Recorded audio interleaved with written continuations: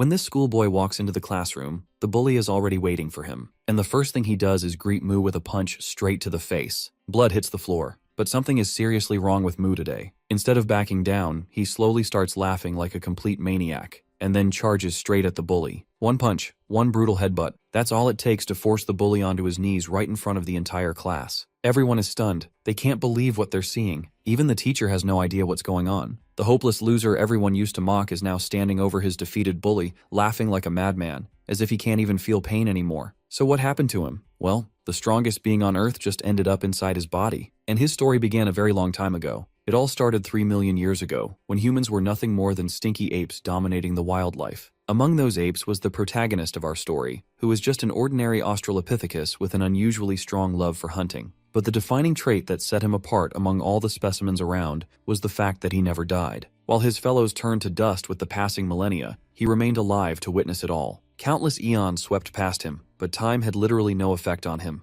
In the eternity of life he spent his time hunting, battling, and fighting. At some point, it became more than just a way of life. It became his obsession and sole purpose. In simpler terms, shredding his prey became his ultimate thrill. After spending 3 million years living this peak life, the guy got absolutely jacked. With nothing but raw physical strength gained from years of combat, he became so powerful that he literally ascended to the ranks of the gods. It didn't take him long to become the #1 ranked god in the divine realm. Now Mu, the once ordinary ape, is in charge of planet Earth. But becoming a god or some divine being had never been this guy's goal. And right now, boredom is tweaking the hell out of him. Out of sheer boredom, he lightly presses the ground beneath him with just his toe, and that one tap is enough to shake the entire planet. The planet he's sitting on happens to be the god's sanctuary, known as the Divine Realm. Every other god in the sanctuary feels the massive earthquake caused by Mu's casual tap. The second-ranked god, Lucifer, the god of Elmure, is especially annoyed by the tremor because he has no doubt who's responsible for it. Meanwhile, Mu slumps on his throne, his mood visibly sour. Apparently, he's already fought everyone who might have posed any sort of real challenge, and now there's no one left who can stand against him. It's been so long since his last fight that he can't even remember when it was. Perhaps it was 1,000 years ago he fought for the last time. Seems like my guy is quite literally suffering from success. He's so powerful that there's no one left to challenge him. But now that he thinks about it, if there's no one strong enough to fight him, maybe all he has to do is weaken himself to make it interesting again. With this genius idea in mind, Mu decides to possess the body of a weak human from Earth, where he'll seek opportunities to fight. Without wasting time, he calls out to his familiar, Yang. The massive reptilian creature quickly appears, ready to respond to his master's summons. Yang isn't just any ordinary companion. He's the Supreme God's secretary, and his name literally translates to dragon in English. When Yang asks the reason behind this sudden call, Mu casually shares his plan to visit Earth. Hearing this, Yang panics and immediately casts an absolute binding spell, chaining his master down. He demands a plausible explanation for this abrupt and reckless decision. With the gods meeting on the horizon, Mu is supposed to stay put and fulfill his responsibilities.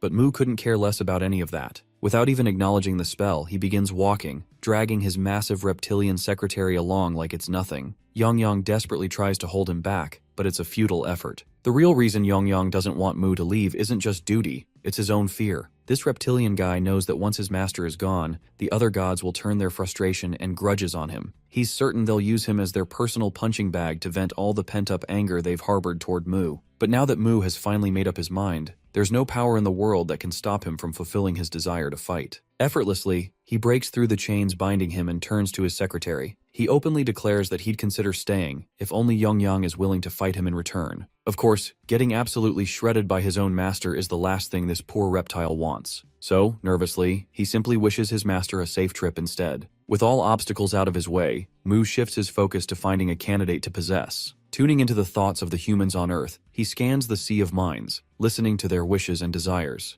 Amidst the noise, one thought stands out the most to him, which is a wish from a particular guy who wants to be sent to another world. Mu grins ear to ear at this discovery. Not only has he found the perfect candidate to possess, but he can also grant this guy's wish as a bonus. It's a win-win for both of them. He then turns to his familiar and announces that he's leaving his body behind and hands over the responsibility of taking care of whoever ends up in his place. This throws Yang into an absolute frenzy. Desperately, he tries to reason with his master, explaining that if the soul leaves the body and the body dies, the soul will perish as well. But Mu, being the stubborn force of nature he is, has already made up his mind. He brushes off Yang's concerns and promises that he'll return as soon as possible. Now let's switch to this 17-year-old earthling, Li Ho. who up until now is just a runt, living his life by inserting himself as the main character in games where he can feel on top of the world. But this game is the last one he's playing because he's tired of his pathetic existence and is about to end his life, hoping to get isekai'd and live the life he truly desires. With no hesitation in his mind, he jumps off. As he falls, Lee-ho curses his god, trying to provoke him into sending him to another world. Eventually, he hits the ground with a nasty splattering sound, and after dying, the next thing he sees is a massive beast standing in front of him, leaving him sweating his balls. Both Lee-ho and Yongyang echo the same question. Who the fuck are you? Now let's switch to Mu, who possesses Lee-ho's body a second before it hits the ground. And as soon as the body is rendered a bloody mess upon impact, he can barely move his limbs. Before proceeding further, here's a little lecture about involuntary muscles. Muscles that move without conscious control are called involuntary muscles. The heart and the muscles of internal organs are examples of involuntary muscles. Mu, who has spent 3 million years training only the physical body, has reached the pinnacle of understanding the human form. He can consciously control every part of the body, such as blood vessels. And yes, even involuntary muscles are no exception. He repairs the heart of this dying body by manipulating the blood vessels, and even manages to stop the bleeding. Honestly,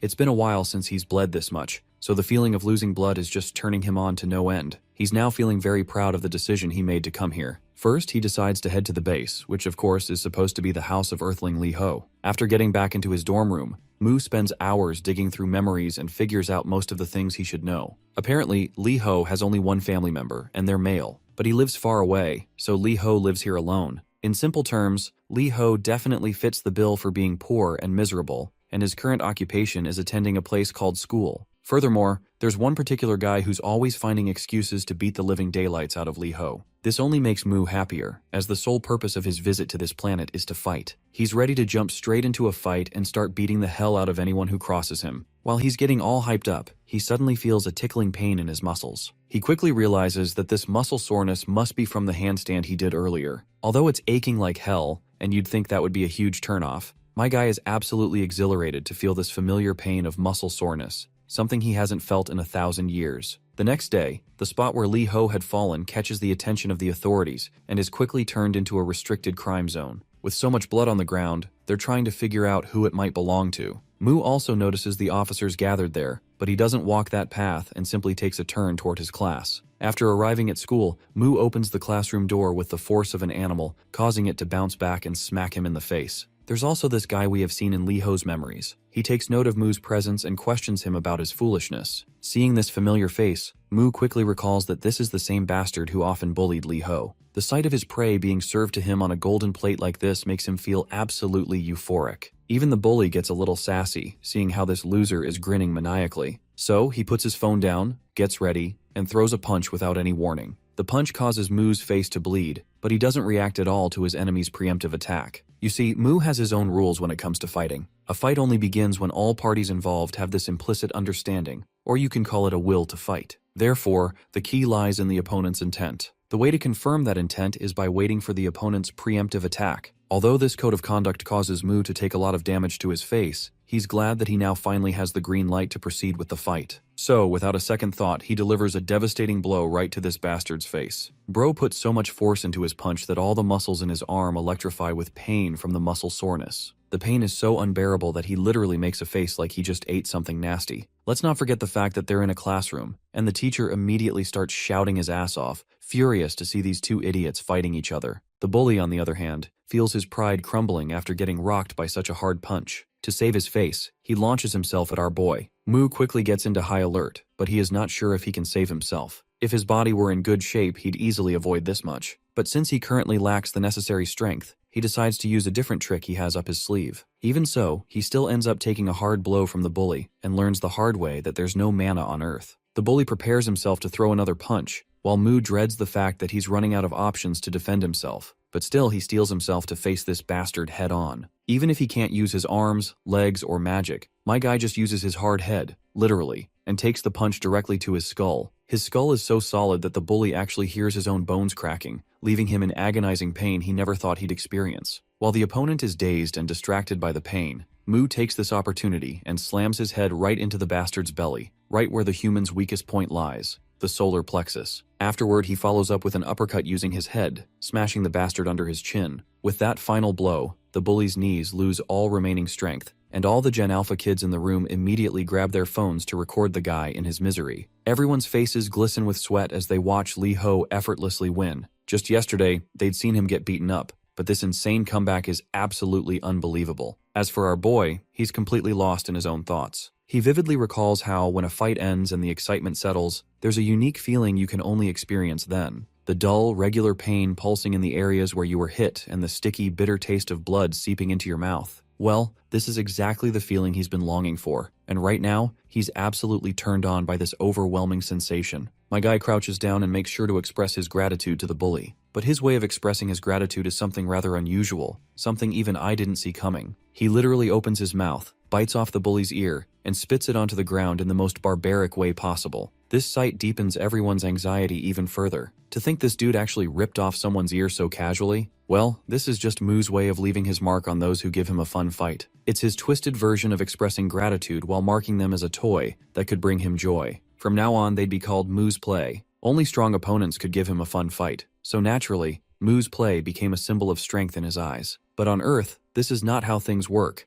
so it's no surprise that the custom he's been following is earning hate. Even students from other classes are talking about Moo. Sure, one student beating another isn't anything new, but someone getting neutered like this is something that's a first for the school. Through the windows, all of the students watch the bully getting loaded into the ambulance. Moo is glad that this place even offers house call treatments. As the ambulance van speeds off, he bids a final goodbye to the bully in good spirits. While our boy has earned the thrill of the fight he was craving, it's now finally time to face the consequences. His annoyed teacher is standing right behind him. Once they get into the office, the teacher begins berating Moo. The teacher is so pissed that he instinctively raises his hand to hit Moo. Moo, on the other hand, just gets thrilled at the thought of the oncoming blow and actually wants the bastard to hit him. But seeing how worked up Moo looks, the teacher begins to flinch and stops dead in his tracks. The teacher simply twirls away, believing that arguing with this nutjob is pointless. So he tells Moo to bring his parents and, with that, dismisses him with permission to leave the school early. A while later, Moo can be seen walking down the streets with his mood visibly down since he wasn't able to fight more. Though it's good that he got freed early, as he needed time to recover from the damage. There's a lot to do if he wants to keep fighting with this weak body. If only he could use mana, it would be a game changer for him. About mana,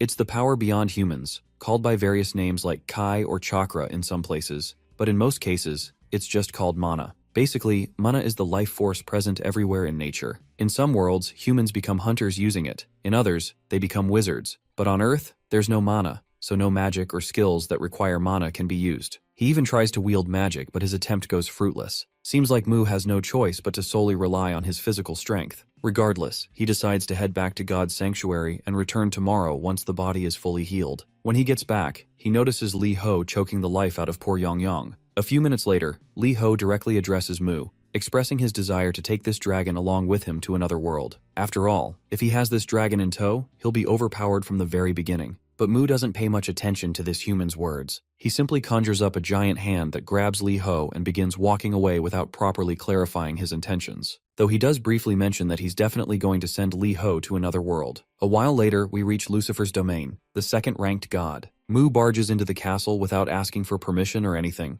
Lucifer, meanwhile, already knows what's going on and why Moo is here, so he flatly refuses him without even hearing him out. But Moo insists and makes it clear that he's already decided to send this prick to another world, so he humbly requests Lucifer to open the gate. Lucifer, of course, hates Moo's guts and how he's trying to boss him around. Besides, he has no reason to comply with Moo's commands. Well, my guy quickly reminds Lucifer about the significant gap between their strengths, which should be more than enough reason for him to comply. But if Lucifer still has any problem following what he's being told, then he can try hitting Moo, and they'll settle it. Of course, Lucifer knows exactly where this is going, so all he can do is fume in anger. Eventually, he relents and proceeds to open the gate. But Moo quickly stops him, deciding to handle things on his own. Lucifer reminds him that interfering in another god's domain is against the god's unwritten rules. He warns that if a god interferes with a fellow god's domain, then a defensive barrier will activate. Moo, being Moo, breaks the barrier with his bare hands despite the clear warning, leaving Lucifer absolutely speechless. After breaking that barrier, Moo then releases his grip on the boy and instructs him to hop through the portal, assuring him he'll be in another world. But Lee Ho isn't so sure if he wants to head into some unknown place without the dragon he requested.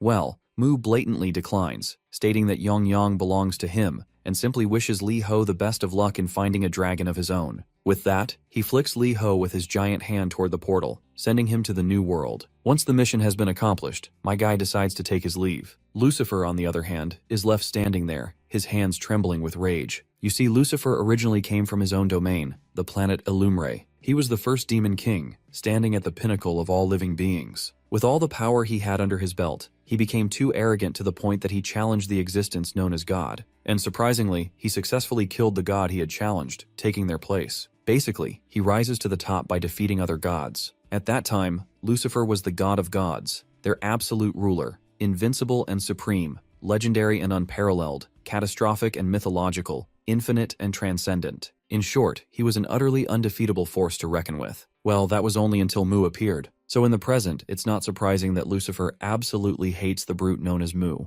Outside, while Mu hops onto Yang to depart, we see one big ominous eye keeping a close watch over our hero. Let's take another look at Lucifer, who is as red as a tomato with all the anger bubbling inside him. Now let's switch back to that bully, whose face creepily resembles an angry Lucifer's. He's absolutely annoyed after getting his ass handed to him by a so-called pathetic loser. Though he's not about to let Lee Ho off the hook so easily, especially after getting humiliated like that, it's just against his pride. To take revenge, he decides to call in his ace up his sleeve, Cheol Hyung. Enter Kang Cheol. He's a jacked dude and the 11th National Sports Festival Youth Division boxing middleweight champion. As he pours sweat in the gym, a ringing phone in the locker room suddenly catches his attention. It turns out the phone isn't his, it's his friend Guak Cheol's phone. Guak has 2 years of boxing experience under his belt, along with 14 sparring sessions. Guak picks up his cracked phone and answers the call. And of course, the caller is none other than that shithead bully. By the way, I still don't know the bully's name, so let's give him a well-deserved nickname, Chickpuss. Chickpuss offers Guak a new phone to replace his broken one, but in exchange, there's something he wants in return. Well, you know how it goes.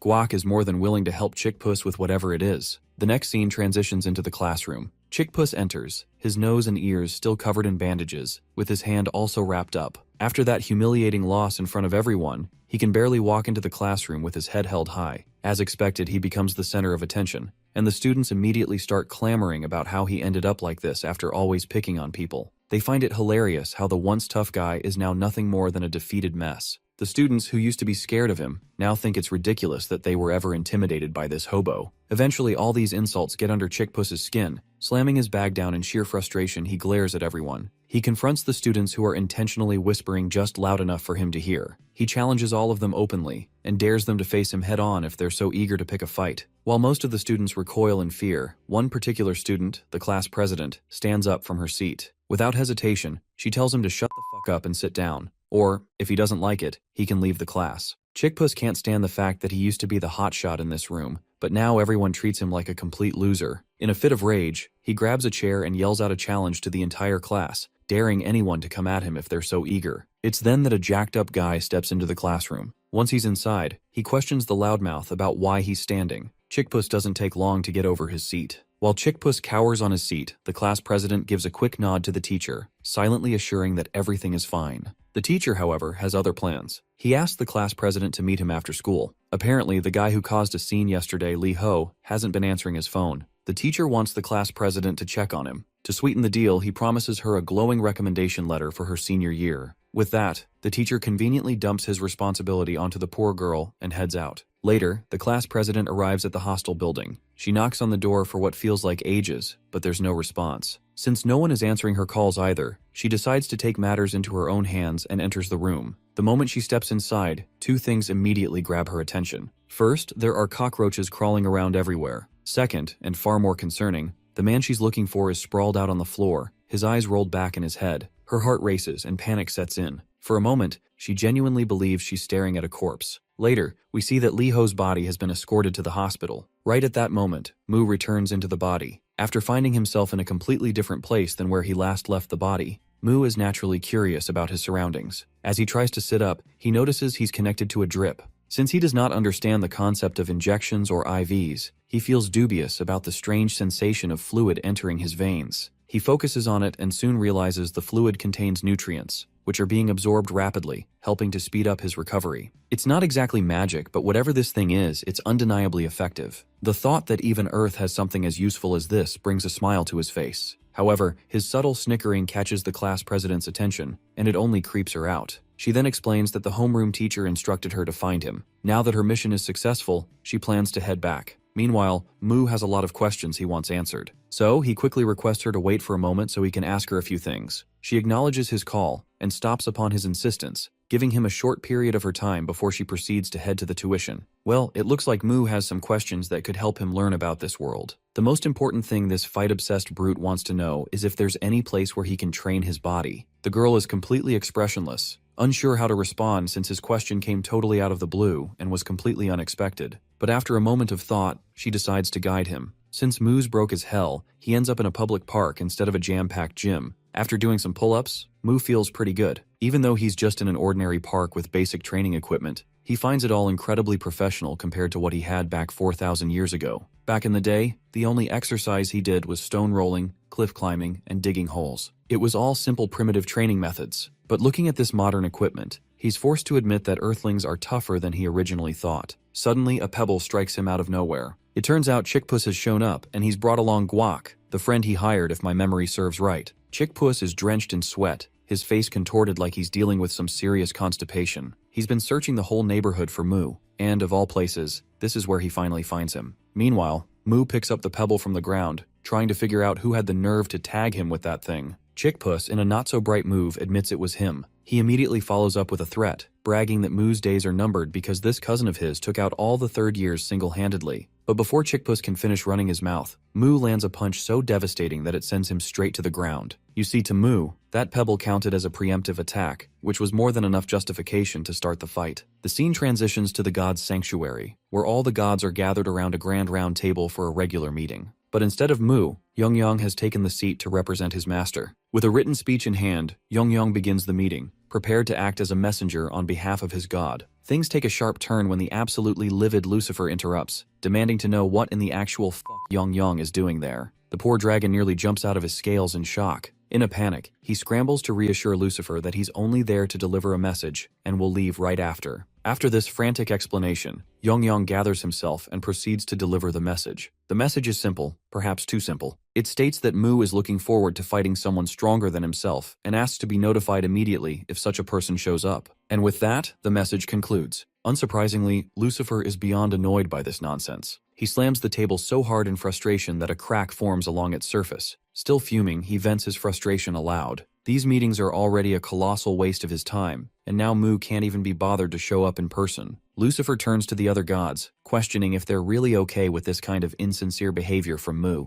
A heavy silence falls over everyone, making it painfully clear that, no, they're not okay with it. But at the same time, there's nothing they can do about it, at least not right now. That's when a blue-haired god, the third-ranked deity and divine archer Soso, speaks up. She reminds everyone that these meetings are meant to ensure world stability. When an abnormality arises that even the heart god can't handle, everyone is supposed to step in and deal with it. However, she finds it disappointing, if not outright disrespectful, that Mu didn't even bother showing up. Lucifer, already a ticking bomb, erupts again. He roars that the real issue is how maintaining the world seems like nothing more than a game to Mu. He warns that the entire system could collapse with the reckless way Mu keeps acting on his whims. To make matters worse, Mu's so-called solutions always end up making things worse. His anger peaks as he recalls the disaster from 1,000 years ago involving planet Cyclops. Just thinking about it sends his rage into overdrive. The god of Cyclops quickly nods along, visibly uncomfortable as he recalls that catastrophe from 1,000 years ago. By the way, he's the 8th-ranked god. Here's a little context about what happened back then on planet Cyclops.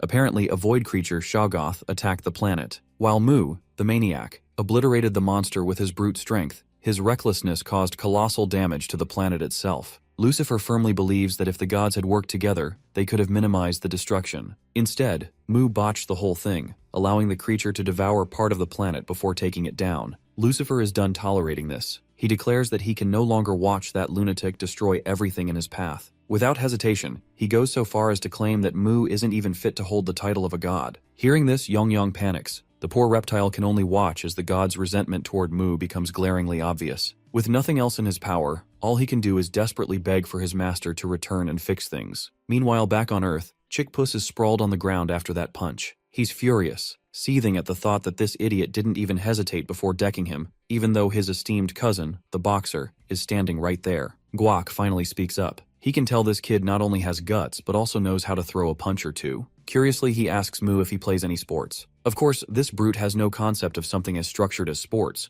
and simply states that all he does is fight. Guac nearly chokes on his own breath hearing this clown of a response, but whatever the case, his curiosity is piqued. He's ready to test Mu's mettle and throw a punch or two at him. He takes the liberty to strike first, and launches a brutal punch. The result is just as you would expect. Blood sprays from Mu's nose, and he's sent sprawling backward. This outcome doesn't make Guac happy in the slightest. He's utterly bewildered, realizing that Mu had deliberately watched his punch all the way through and didn't even try to dodge it. Let me remind you, Mu the maniac doesn't dodge preemptive strikes. Now that the stage is set, our guy is ready to go all out. After observing Guac's movements, Mu mimics a boxer's stance. Balling up his fist, he throws a punch with all his might. But Guac quickly dodges the blow, though the sheer force of the punch sends him skidding backward. The poor guy learns the hard way that this dude, Lee Ho, really has something in him. The power behind that punch was downright unreal. Mu, on the other hand, is having the time of his life. Throwing a proper boxing punch for the first time felt like absolute bliss. At the moment of impact, Mu had intentionally tensed his arm muscles as hard as he could. Sure, his arm is screaming in pain now, but it was worth it. That punch felt amazing. He's never experienced this kind of force before, especially not from those weaklings who would break the moment he touched them. Still, if he wants to keep fighting, he knows he needs to take better care of his body. For now, he decides to use a temporary fix, in the form of himantes. Himantes are ancient Greek boxing straps made from 4-meter-long strips of tanned cowhide, wrapped tightly around the wrists for support. Meanwhile, Chickpuss is losing his mind watching his cousin, the so-called boxer, get pushed back. He angrily questions Guac, demanding to know why he's struggling so much against this nobody. Under the mounting pressure, Guac launches himself forward again, aiming to land another punch. But Mu quickly safeguards himself, effortlessly blocking the attack. Guac, on the other hand, is gritting his teeth in frustration. He's throwing everything he has, yet this guy is just standing there, stopping all his punches as if it's nothing.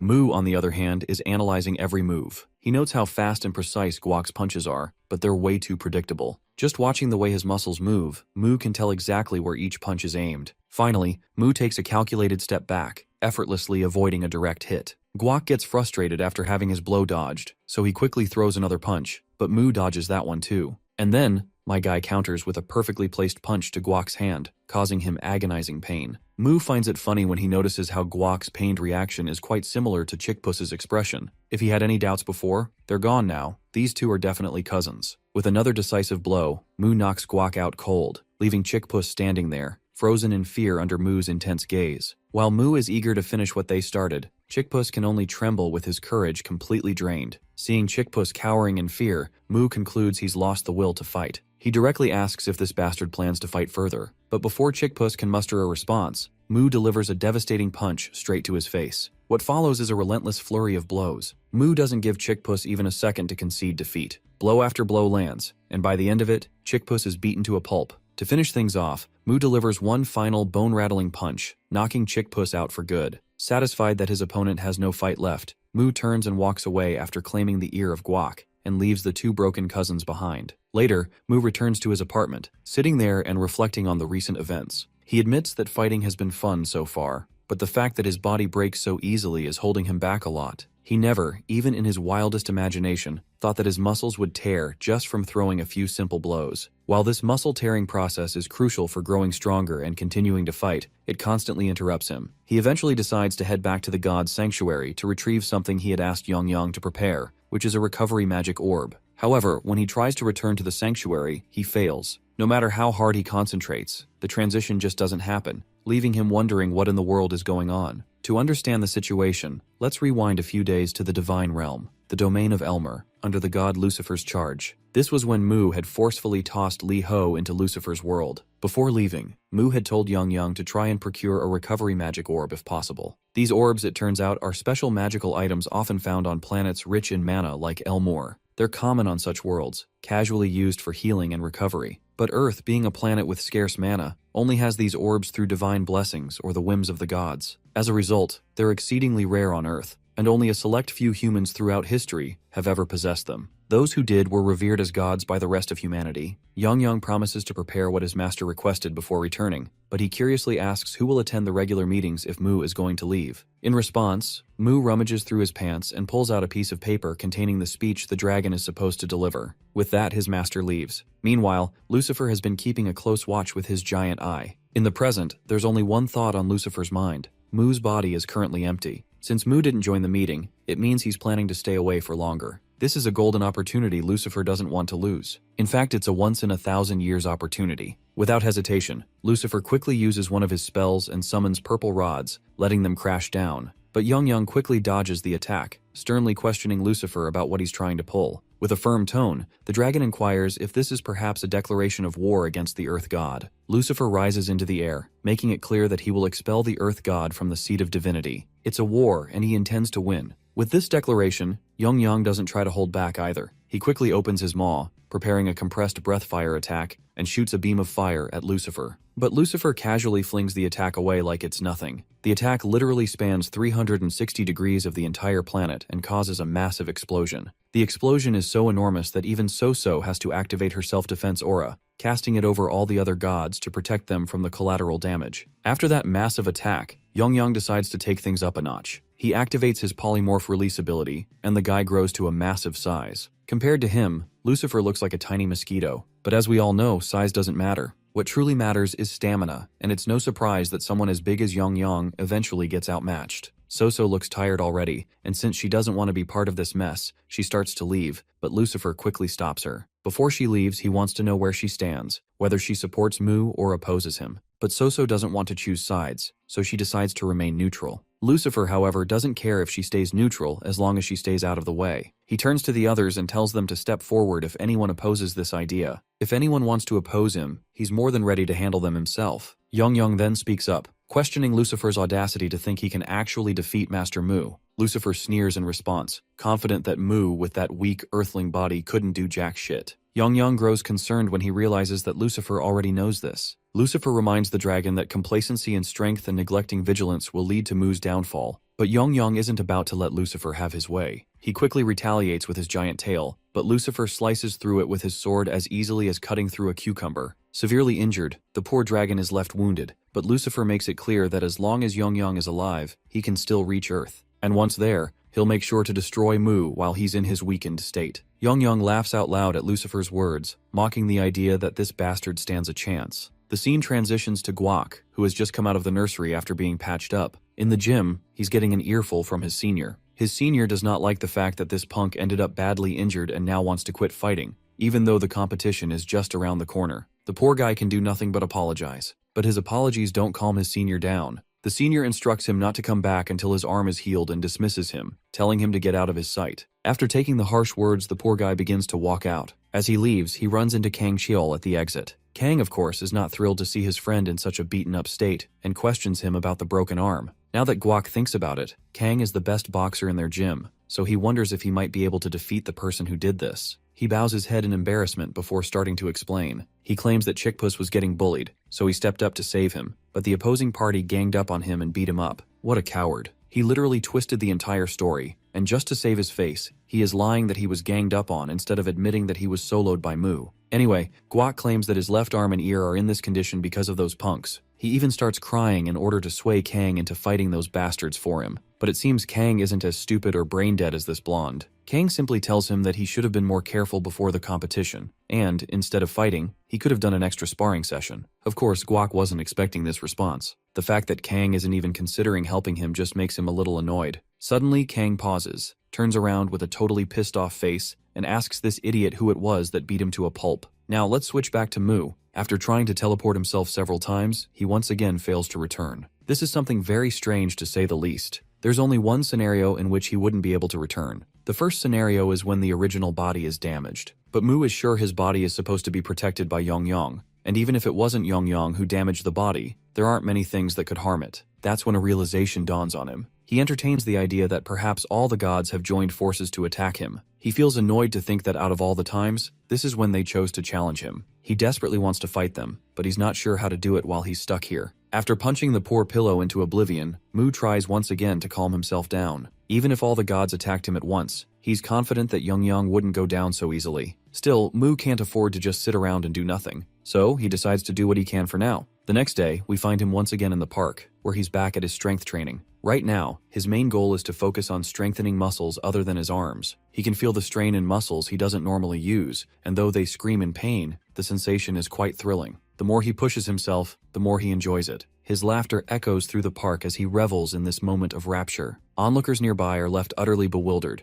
witnessing this strange dude enjoying himself in such an odd, almost unsettling way. After this rigorous training session, his legs finally give out, and he collapses. This is when he notices the class president, who looks less than pleased to see him here. She asks him, somewhat sharply, why the hell he's not attending school. Later, they both sit down, and he initiates the conversation by questioning her on why it's so important for him to be in school, especially since it's not really the place for body training. She asks him what his plan is then. He simply replies that he just wants to get stronger, and that's the only reason he's training. The president then asks another daunting question, why does he want to get stronger? He explains that it's so he can fight better, since right now, he's too weak to fight at all. His body is completely untrained, and he needs to build it up. His arms are already in bad shape, even though he's only been in a few fights. With strength training at the gym, he can build endurance, and if he gets stronger, he'll be able to fight longer, and possibly more than once, and eventually, more than twice. His body will also move better. Hearing this guy ramble on about training non-stop is starting to make the girl feel nauseous. He's been going on for hours, and she's not sure how she's supposed to get this maniac to come to school. Then, an idea clicks in her mind. She asks him why he's bothering to train if there's no one to fight. She reminds him that he's just working out alone, with no one around to challenge him. He needs to meet people, stir up some conflict, and only then will he find someone to fight. Before leaving, she instructs him to start coming to school regularly starting tomorrow, and to stop making her put up with more of his nonsense. As she walks away, he starts to see the logic behind her words. It's true that the guys he beat up probably won't show up again, so he'll need to find stronger opponents on his own. And looking for someone to fight while waiting for his body to recover doesn't sound like such a bad idea. While he's still deciding whether or not to start going to school tomorrow, a shady guy sneaks up behind him and calls out his name. He quickly picks up on the guy's tone and lets out a heavy sigh, feeling a sense of satisfaction. It seems like he's finally found his next target. As the punch comes flying at him, the maniac turns around with a big smile, ready to take it right to the face.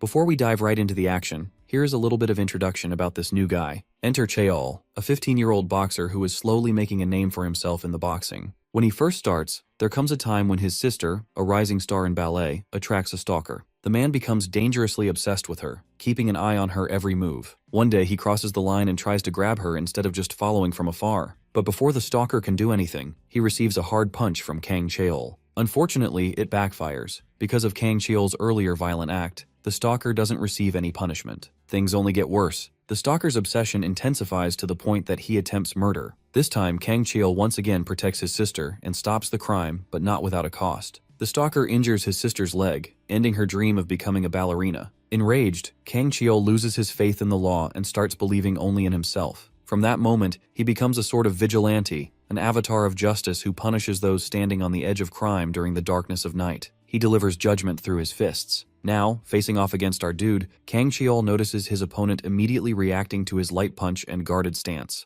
It seems our boy realizes that Kang Chaeol is just testing him. However, the good thing is that Chaeol himself is now fighting Mu, something he didn't expect, since he thought it would take a while to find his next opponent. Kang Chaeol seriously asks him what his purpose is in beating people, whether he truly has a reason, or if he just intends to become a thug. Mu, eager for a real challenge, expresses his disinterest in small talk. His arrogance angers Chaeol, who rushes toward him. Mu dodges each of Chaeol's attacks with effortless precision, something the self-proclaimed judge notices as well. Determined to break through, Chaeol decides to block Mu's right field of vision. With that move, he finally manages to land a punch, but Mu blocks it with his elbow. Chaeol smirks and challenges him to keep blocking. Now Chaeol punches from the other side. The motion continues as Mu keeps blocking his attacks with his elbows. Mu also notices that Chaeol is sharp enough to target his ruptured spots, leaving bruises all over his arms. Finally, Chaeol lands a solid hit to his side, knocking the air out of him. Then Chaeol teases him, telling him not to use his arms to block anymore. Still, he remains relentless, determined to teach Mu a lesson despite his injuries. But Chaeol doesn't know that our boy actually thrives on pain. Mu starts to smile even as his body trembles from the blows. Chaeol is taken aback by this unsettling reaction. Mu understands that he can't beat his opponent, not with the strength he has right now, but he also doesn't want to waste the chance to fight someone this skilled. So he decides to reason with himself, not to enjoy the beating, but to stay calm. He remembers his fight with a demon, when he nearly lost himself to the thrill of battle. At that time, he chose not to smile but to observe his enemy calmly instead. Now, with renewed determination, he gets up. When demon attacks,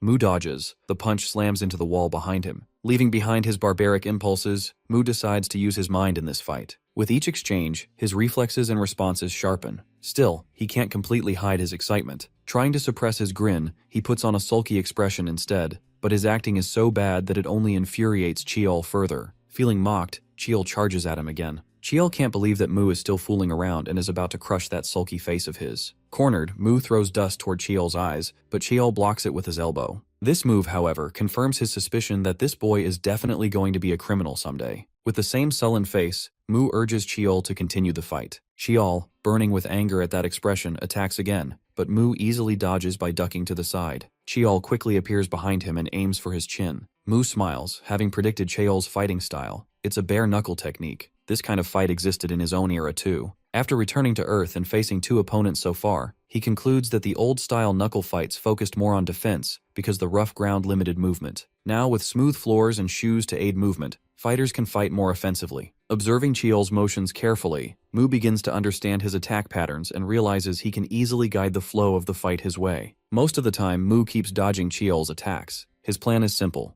move faster while the ground gives him leverage. Once he finds an opening, he plans to strike Cheol's vital points and claim victory. He readies his fist and swings, aiming for Cheol's face, but to his surprise, his arm doesn't respond. He had tried to use his elbow for the strike, but something goes wrong. Mu laughs and taunts Cheol for missing his target. Furious, Cheol retaliates with a rod, striking Mu's leg and making him wince in pain. Cheol tells him coldly that while this might be fun for him now, in the future he'll probably laugh while tormenting others. But today, he'll learn a lesson that will wipe that grin off his face. As Cheol raises the rod again, Mu realizes he has lost this fight, something that hasn't happened in the last 4,000 years of his life. He braces himself for Cheol's next strike, but before it lands, something hits Cheol. Assuming there must be a witness, Cheol runs away. The person calls out to Mu, addressing him as master. Mu turns around and realizes that it's none other than the tiny form of Yang Yang. A little while ago, Lucifer is looking at Mu's real body, which he has securely trapped. This means Mu can no longer return to it. Worse, the space where Lucifer keeps Mu's body is a sealed dimension. His soul can't enter it no matter what. All Lucifer needs now is to open the Earth barrier to complete his plan. Turning to Yang Yang, he offers him the throne of Earth in exchange for cooperation. But the loyal dragon remains silent, which irritates Lucifer, who demands an answer. Yang Yang calmly asks whether the barrier can truly not be pierced by any attack. Lucifer confirms it with arrogance, saying no attack can break through it, and again orders him to accept the offer. Before he can finish, the dragon cuts him off, while saying that he's glad to hear that. Then Yang Yang unleashes a massive explosion spell that engulfs the entire building. The next moment, a powerful blast shakes everything, and a miniature version of Yang Yang flies out of the tower, thinking how he's used all of his remaining strength just for this one move. He rushes toward Earth to inform his master of everything. Behind him, an enraged Lucifer chases furiously, vowing to crush both the dragon and Mu. Before he can catch him, Yang Yang dives into Earth's atmosphere and crashes right into Cheol, who is about to attack Mu again. The tiny dragon hurriedly tells his master everything and apologizes for the mess. Mu stays silent for a moment. Then, his expression twists into pure fury as he lets out a loud, furious curse. The next moment, Mu's anger turns into excitement, clearly because of the thought of an impending fight with Lucifer, who always pretends not to want to face him. He stands up with determination, ready to prepare his new body to battle the Demon King as soon as possible. But suddenly, pain shoots through his wrist from his latest fight, and he realizes he won't be able to use his arm for a while. Turning to his pet, he asks whether he brought the magic orb, and Yang Yang confirms. The tiny dragon spits out a dragon bloodstone from his mouth, which is infused with a one-time healing spell. Regretfully, the dragon admits he should have brought more if he had known about the situation. Taking the stone in his hand, Mu assures him that it's more than enough. As the healing energy flows through him, his injuries begin to mend. But to his surprise, the effect feels strange. His muscles become more sensitive. He quickly deduces that the stone isn't just a healing artifact. It also contains a body enhancement spell. Yang Yang smugly replies that he added some of his own magic to strengthen it. Mu notices that he didn't use much of the stone's power since his human body can't hold much mana. Now the stone can still be used one more time. He tosses it toward his tired pet, telling him to use it for himself, but his loyal companion firmly insists on saving it for Mu. Meanwhile, Class Rep is busy admiring her own pet, a small creature named Dooley. She wishes it could talk so they could play together. After spending a moment with it, she leaves it in its little abode and heads for school. At school, the scene shifts to a local bully, who's deep in thought. He's considering quitting his role as a troublemaker since it never really suited him. This time, he's determined to focus on his studies. Mu, however, has other plans. The moment he enters the classroom, he challenges the bully outright. Yujin sighs dryly, commenting that he's finally shown up. Mu replies that she was the one who convinced him to come to school, to find a fighting partner. Nervously, she wishes him good luck, hoping he doesn't do anything reckless. Meanwhile, Cheol overhears some classmates talking about the second-year neutralizer, A girl explains that Lee Ho, a student who was often bullied, once fought back and beat his tormentor into a pulp, ripping off the guy's ear in the process. Since then, he's been known as the neutralizer. Cheol suddenly remembers his junior from the boxing club and grits his teeth, realizing he's been lied to. He regrets hitting the wrong person but consoles himself by thinking he only punched him once. Meanwhile, Mu grows disappointed when he finds no worthy opponents and decides to head to training instead. Suddenly, his eyes land on Cheol, and he immediately recognizes him as the opponent he fought yesterday. Cheol notices Mu's gaze and instantly bolts from the classroom, while Mu chases after him excitedly. Cheol panics, wondering how Mu could possibly recognize him since he had been well disguised during the fight. He also worries that Mu might report him to the police, so he desperately tries to lose him. Cheol turns into an alley, but when Mu looks inside, he finds no trace of him. Disappointed at losing his fight he was craving, Mu sighs, already itching for the next challenge. Yongyong pokes his tiny face out from Mu's shirt collar and asks about Cheol, the human with the strong male scent. He descends to the ground and offers to track Cheol's scent so his master can follow. But before he can take off, his face collides right into someone's shoe. It's class reps. Seeing the tiny dragon clinging to her shoe, her eyes widen in shock, and then her face turns bright red in disbelief. Yongyong angrily demands that she move aside so he can go on with his task. But she stands frozen in a daze, utterly fascinated by the tiny talking creature. Without hesitation, she scoops him up in her hands, something Yongyong visibly dislikes. He even asks indignantly if she has any idea who he is. Frustrated, he realizes that he can't use magic right now, which would have easily gotten him out of this situation.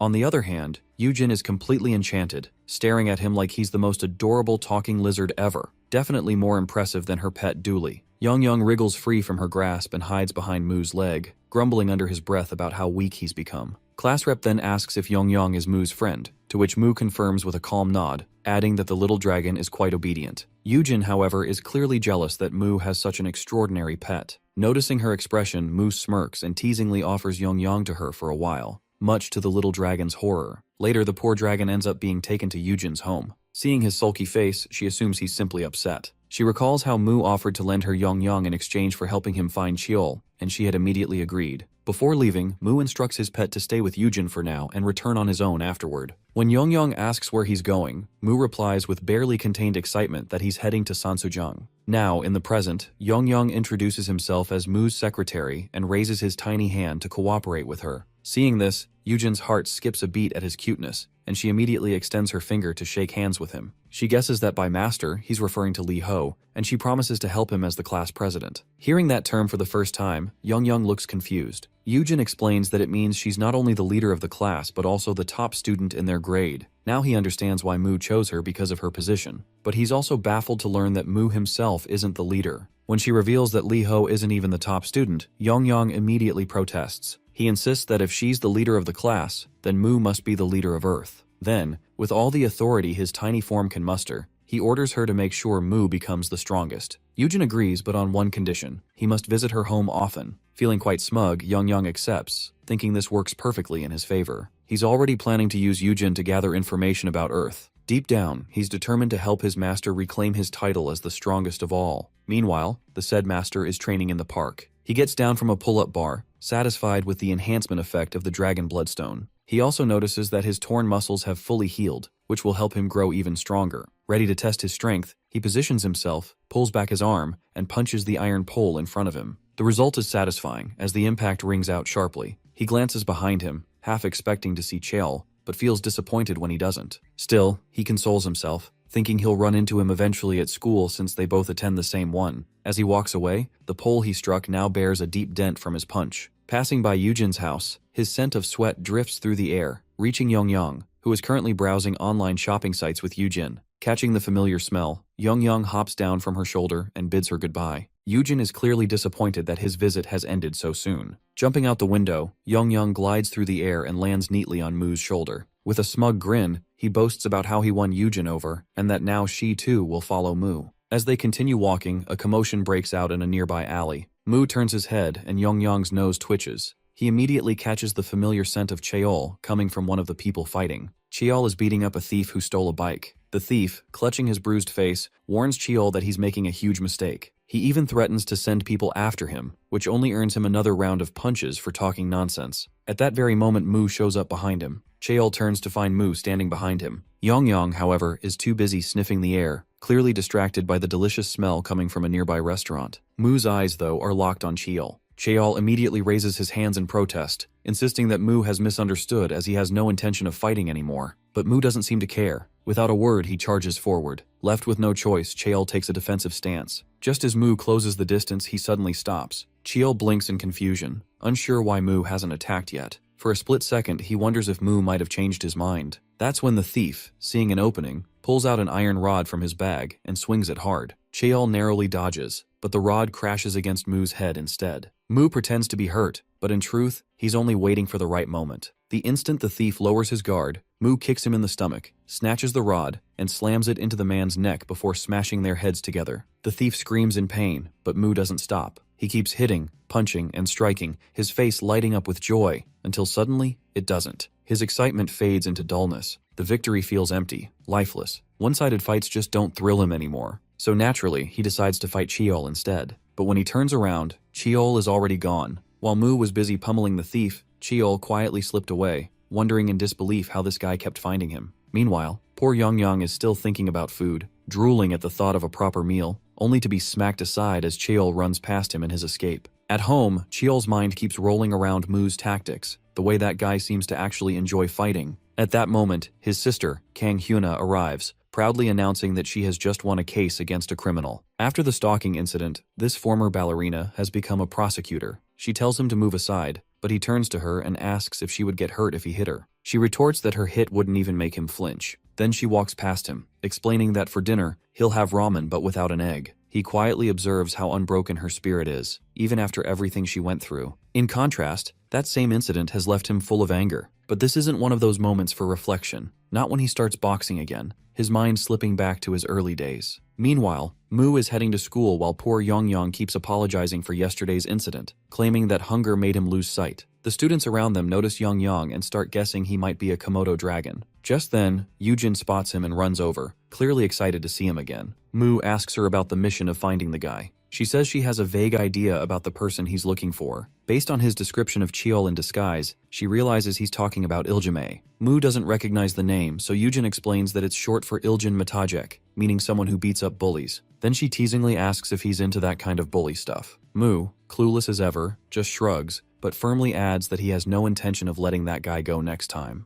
At that exact moment, Cheol is standing right behind him. They are passing by when they hear Cheol's voice behind them. He leans in and whispers in Mu's ear that he'll find him after school, so he should wait up. Yujin notices their exchange and curiously asks if they know each other. Instead of answering, Mu looks thrilled at the thought of meeting this Iljimai. During class, waiting becomes torture for him. He can barely hold himself back at the thought of fighting. When the class finally ends, he finds Yujin and offers a motion-sick Yongyang to her, saying he has some work to do. Giddy with excitement, she immediately takes the little dragon and leaves. Once everyone's gone, Mu tells Cheol that his waiting is over. Cheol steps out, satisfied that he's been quiet all this time. He pulls out a pair of leather gloves and puts them on. Mu eyes them curiously, wondering if they're himantes, the kind used in ancient Greek boxing. Cheol asks whether he likes fighting. Mu denies it, but admits in his mind that he enjoys the feeling of sensation when he hits and gets hit. The movement of muscles, the surge of energy. It makes him feel alive after so long. Cheol, watching his expression, easily catches that he's lying. Then Cheol tosses him an extra pair of gloves and tells him to wear them since he doesn't plan to beat up anyone unarmed or anyone who isn't a bully. Without wasting another second, Mu slips on the gloves and rushes toward him. Cheol notes his impatience but stays calm. He's here for the fight too. He wonders if he's becoming overly emotional again. Facing Mu, Cheol relaxes his stance, deciding to treat this like a real boxing match. The next moment, when he lunges forward, Cheol punches him square in the face, then lands another blow on the other side. The rhythm feels good. He relaxes his shoulders again, channels rotational force through his body, and transfers that energy to his fingertips before sending another hit to Mu's face. Finally, he feels like he's boxing instead of just fighting. Meanwhile, Mu realizes Cheol's punches are dangerous, enough to cause real damage if not for his physical reinforcement. But the thrill of battle excites him. He's finally getting the fight he wanted. Elsewhere, in the night study class, Lee Haejin is asleep at his desk. He wakes to find a sticky note reminding him regarding his constant napping. Grumbling, he checks his phone, grabs some chocolate, and steps outside, only to spot the classroom where Mu and Cheol are fighting. Inside, Mu kicks Cheol, who protests that kicking isn't allowed in boxing. Mu, clueless about the sport, leaps into the air and questions whether there's any rule saying fists are the only weapon in a fight. Then he kicks Cheol in the face, and again in the shoulder, relentless in his attacks. Cheol, however, forgets just how heavy his kicks can be. The next one is aimed at his leg, which he narrowly dodges. He can't afford to let his lower body collapse. Meanwhile, Mu tenses up, realizing that the effect of the bloodstone on Yongyang's physical reinforcement might have worn off. Cheol notices the sudden change in his expression and instantly realizes that Mu is out of strength. To lighten the tension, he suddenly bursts out laughing. Cheol laughs too, and their laughter echoes through the empty classroom. Outside, Heijin watches them through the glass window, disgusted that they're laughing in the middle of a fight. Inside, the match continues. Cheol rushes at Mu,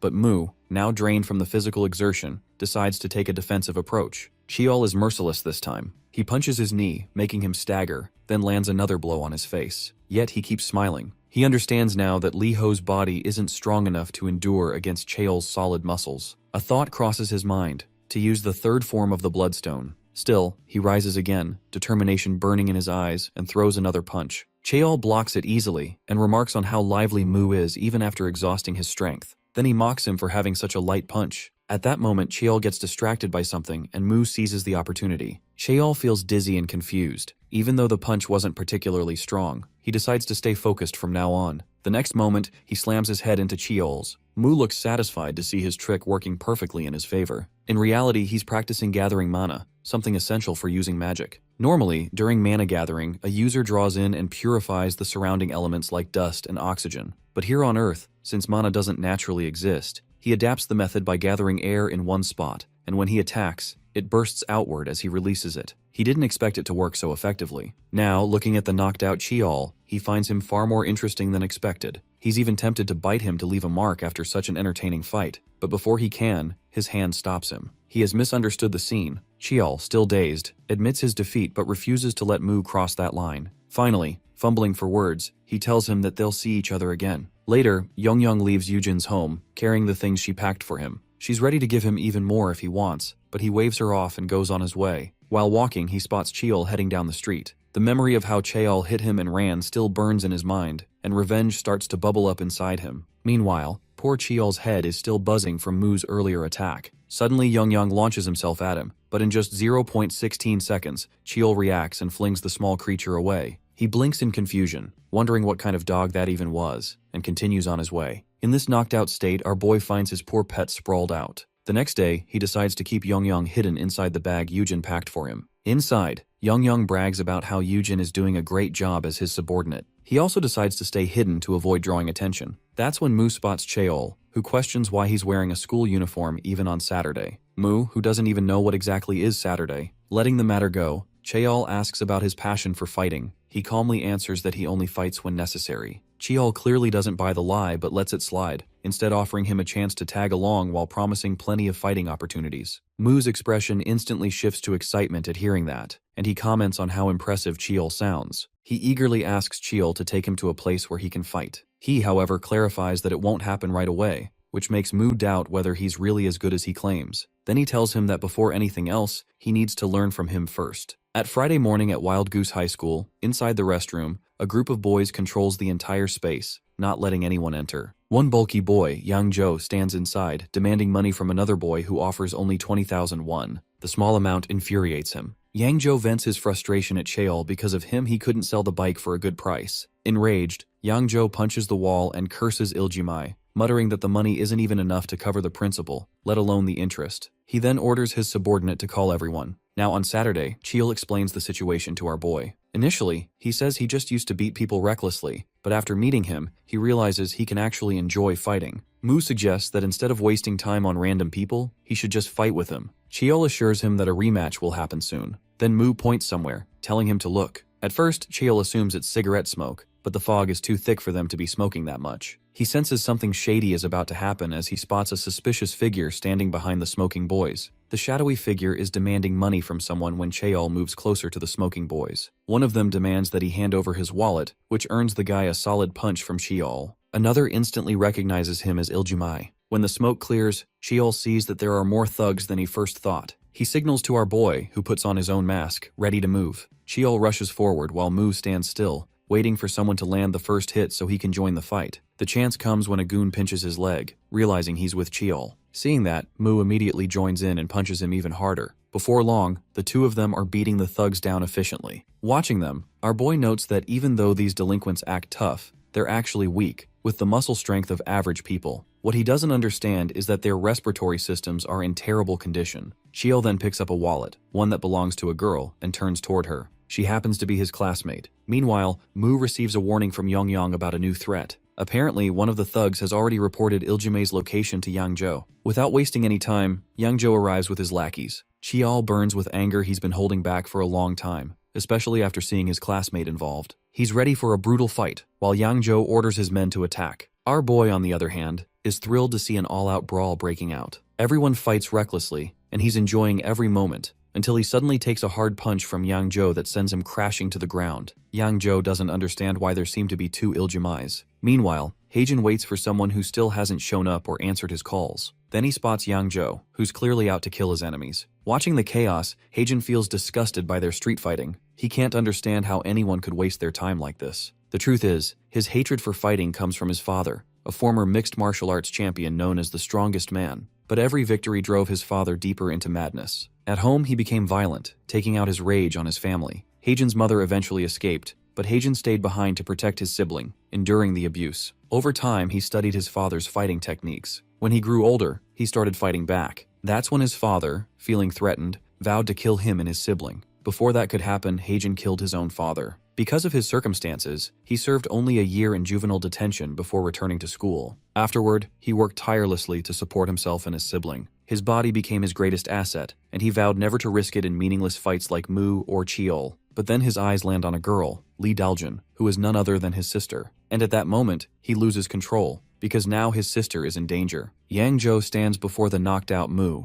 realizing that our hero isn't the real Iljimei, and wondering where the real one could be. The next moment, he gets a hard kick on his shin from Heijin, which makes him fall to his knees. Before he can make sense of what's happening, Heijin grabs his head and slams it against the ground with brutal force. Meanwhile, Yongyang is desperately trying to wake Mu up. Heijin rushes forward, stepping over the poor dragon without a glance. Cheol notices his target being taken down by someone else and can't understand what's going on. Heijin keeps cursing, and Cheol, assuming he's just another thug, prepares to fight him. Then Daljun calls him out, which distracts Cheol for a moment. Taking advantage of that, Heijin lands a solid hit on him. In the next instant, he pushes him back, grabs Daljun's hand and pulls her away. Her wallet slips from her pocket again as they run. On their way, Yangzhou stands in their path, demanding to know who Heijin really is, another Iljimei. Heijin doesn't bother to answer and raises his fist to punch him, but our boy moves faster, landing a powerful hit that knocks Yangzhou down. Heijin wastes no time and uses the moment to escape with his sister. Mu laughs uncontrollably at the chaos, but Cheol warns him to keep his face covered.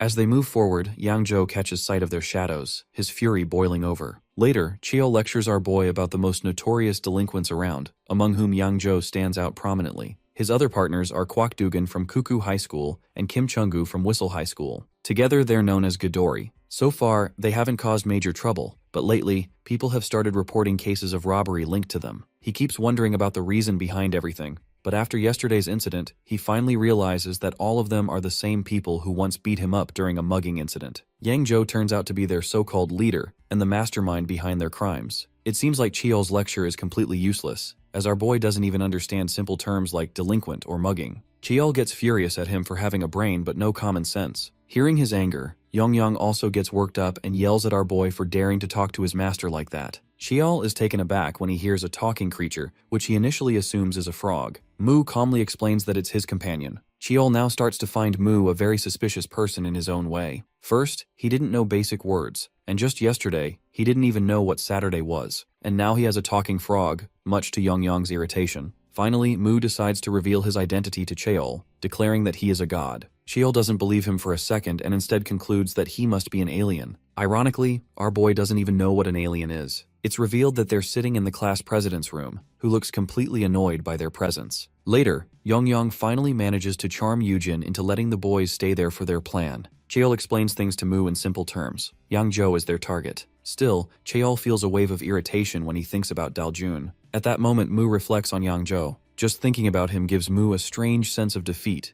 though he realizes that Yangzhou's bulky body creates a gap in their power. The thought excites him. He wants to fight Yangzhou, but he tells Cheol that to win against him, he'll need proper training. Chaeol agrees, admitting that he runs out of stamina too quickly. He offers to bring Mu to his gym for training. Mu thinks about boxing, but it doesn't feel enough. He wants something rougher, though he doesn't quite know how to express it. Meanwhile, Yongyang scrolls through a video on his phone and shows it to Mu. In the clip, a man takes a direct hit to the solar plexus and gets knocked down instantly. The streamer challenges anyone to defeat their champion for a 1 million won prize on the spot. Chaeol watches too, and notices the name of Kim Chunggu, who is one of the members of the Godori group. With that, our dude sets his new goal. First, he'll defeat Yang Zhou, and then, the remaining members of the Godori group. Meanwhile, in the Divine Realm, Lucifer is livid as he attacks the domain of the Earth God to vent his frustration. Staring at the barrier that holds the Earth, untouched and unshaken by his assault, Lucifer grits his teeth in utter rage. He knows that Mu can easily break through this kind of barrier, and he can't understand why, despite being stronger, he himself cannot. The realization frustrates him beyond reason. His face shifts into that of Yang Zhou, who is furiously cursing Iljimai. He's standing in a public restroom, banging so loudly that a person inside wonders if he's just that desperate to use the toilet. Later, Yang Zhou complains to his minions about not getting either the money or Iljimai. One of them shows him Daljun's wallet. When he checks inside, he finds only a few coins. He frowns, muttering about how today's youth apparently don't carry cash anymore. Then he spots Daljun's ID card and picks it up. His expression twists into a smug grin.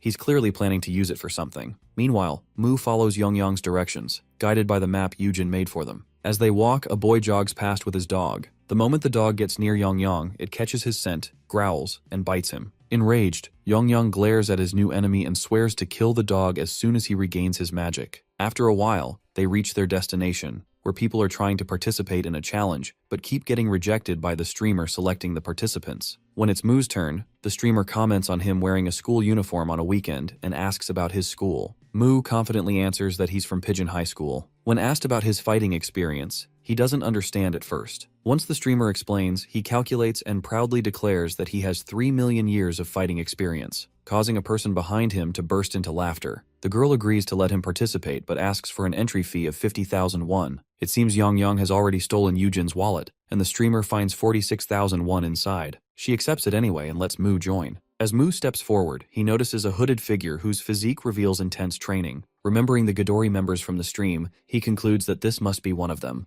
The Godori member announces that the challengers should come forward, as the contest is about to begin. First comes the introduction phase. This fighter has a 13-week winning streak. While the introductions are still going on, Mu steps up, ready to fight, but is stopped by a short girl who tells him this isn't how their fights are conducted. She then explains the tournament-style pattern of their competition. After a while, it's finally our boy's turn to face the disciple of a famous Chinese martial arts master, the Chinese exchange student Xiang Xingquan. The crowd starts buzzing with excitement, and people begin placing bets on the fighters. Meanwhile, Yongyang is completely confident in his master's victory. But then, he spots the same dog that bit him earlier. Fueled by vengeance, he jumps into the air, ready to get revenge. He lands near his master, who looks utterly confused by his sudden appearance in the arena. The dog, now off its leash, growls and gets ready to fight Yongyang again. The streamer, delighted by this unexpected turn, announces to the viewers that the match has now become a double battle, where even the participants' pets will fight alongside them. The crowd roars with laughter and excitement as the streamer reintroduces each contestant once again,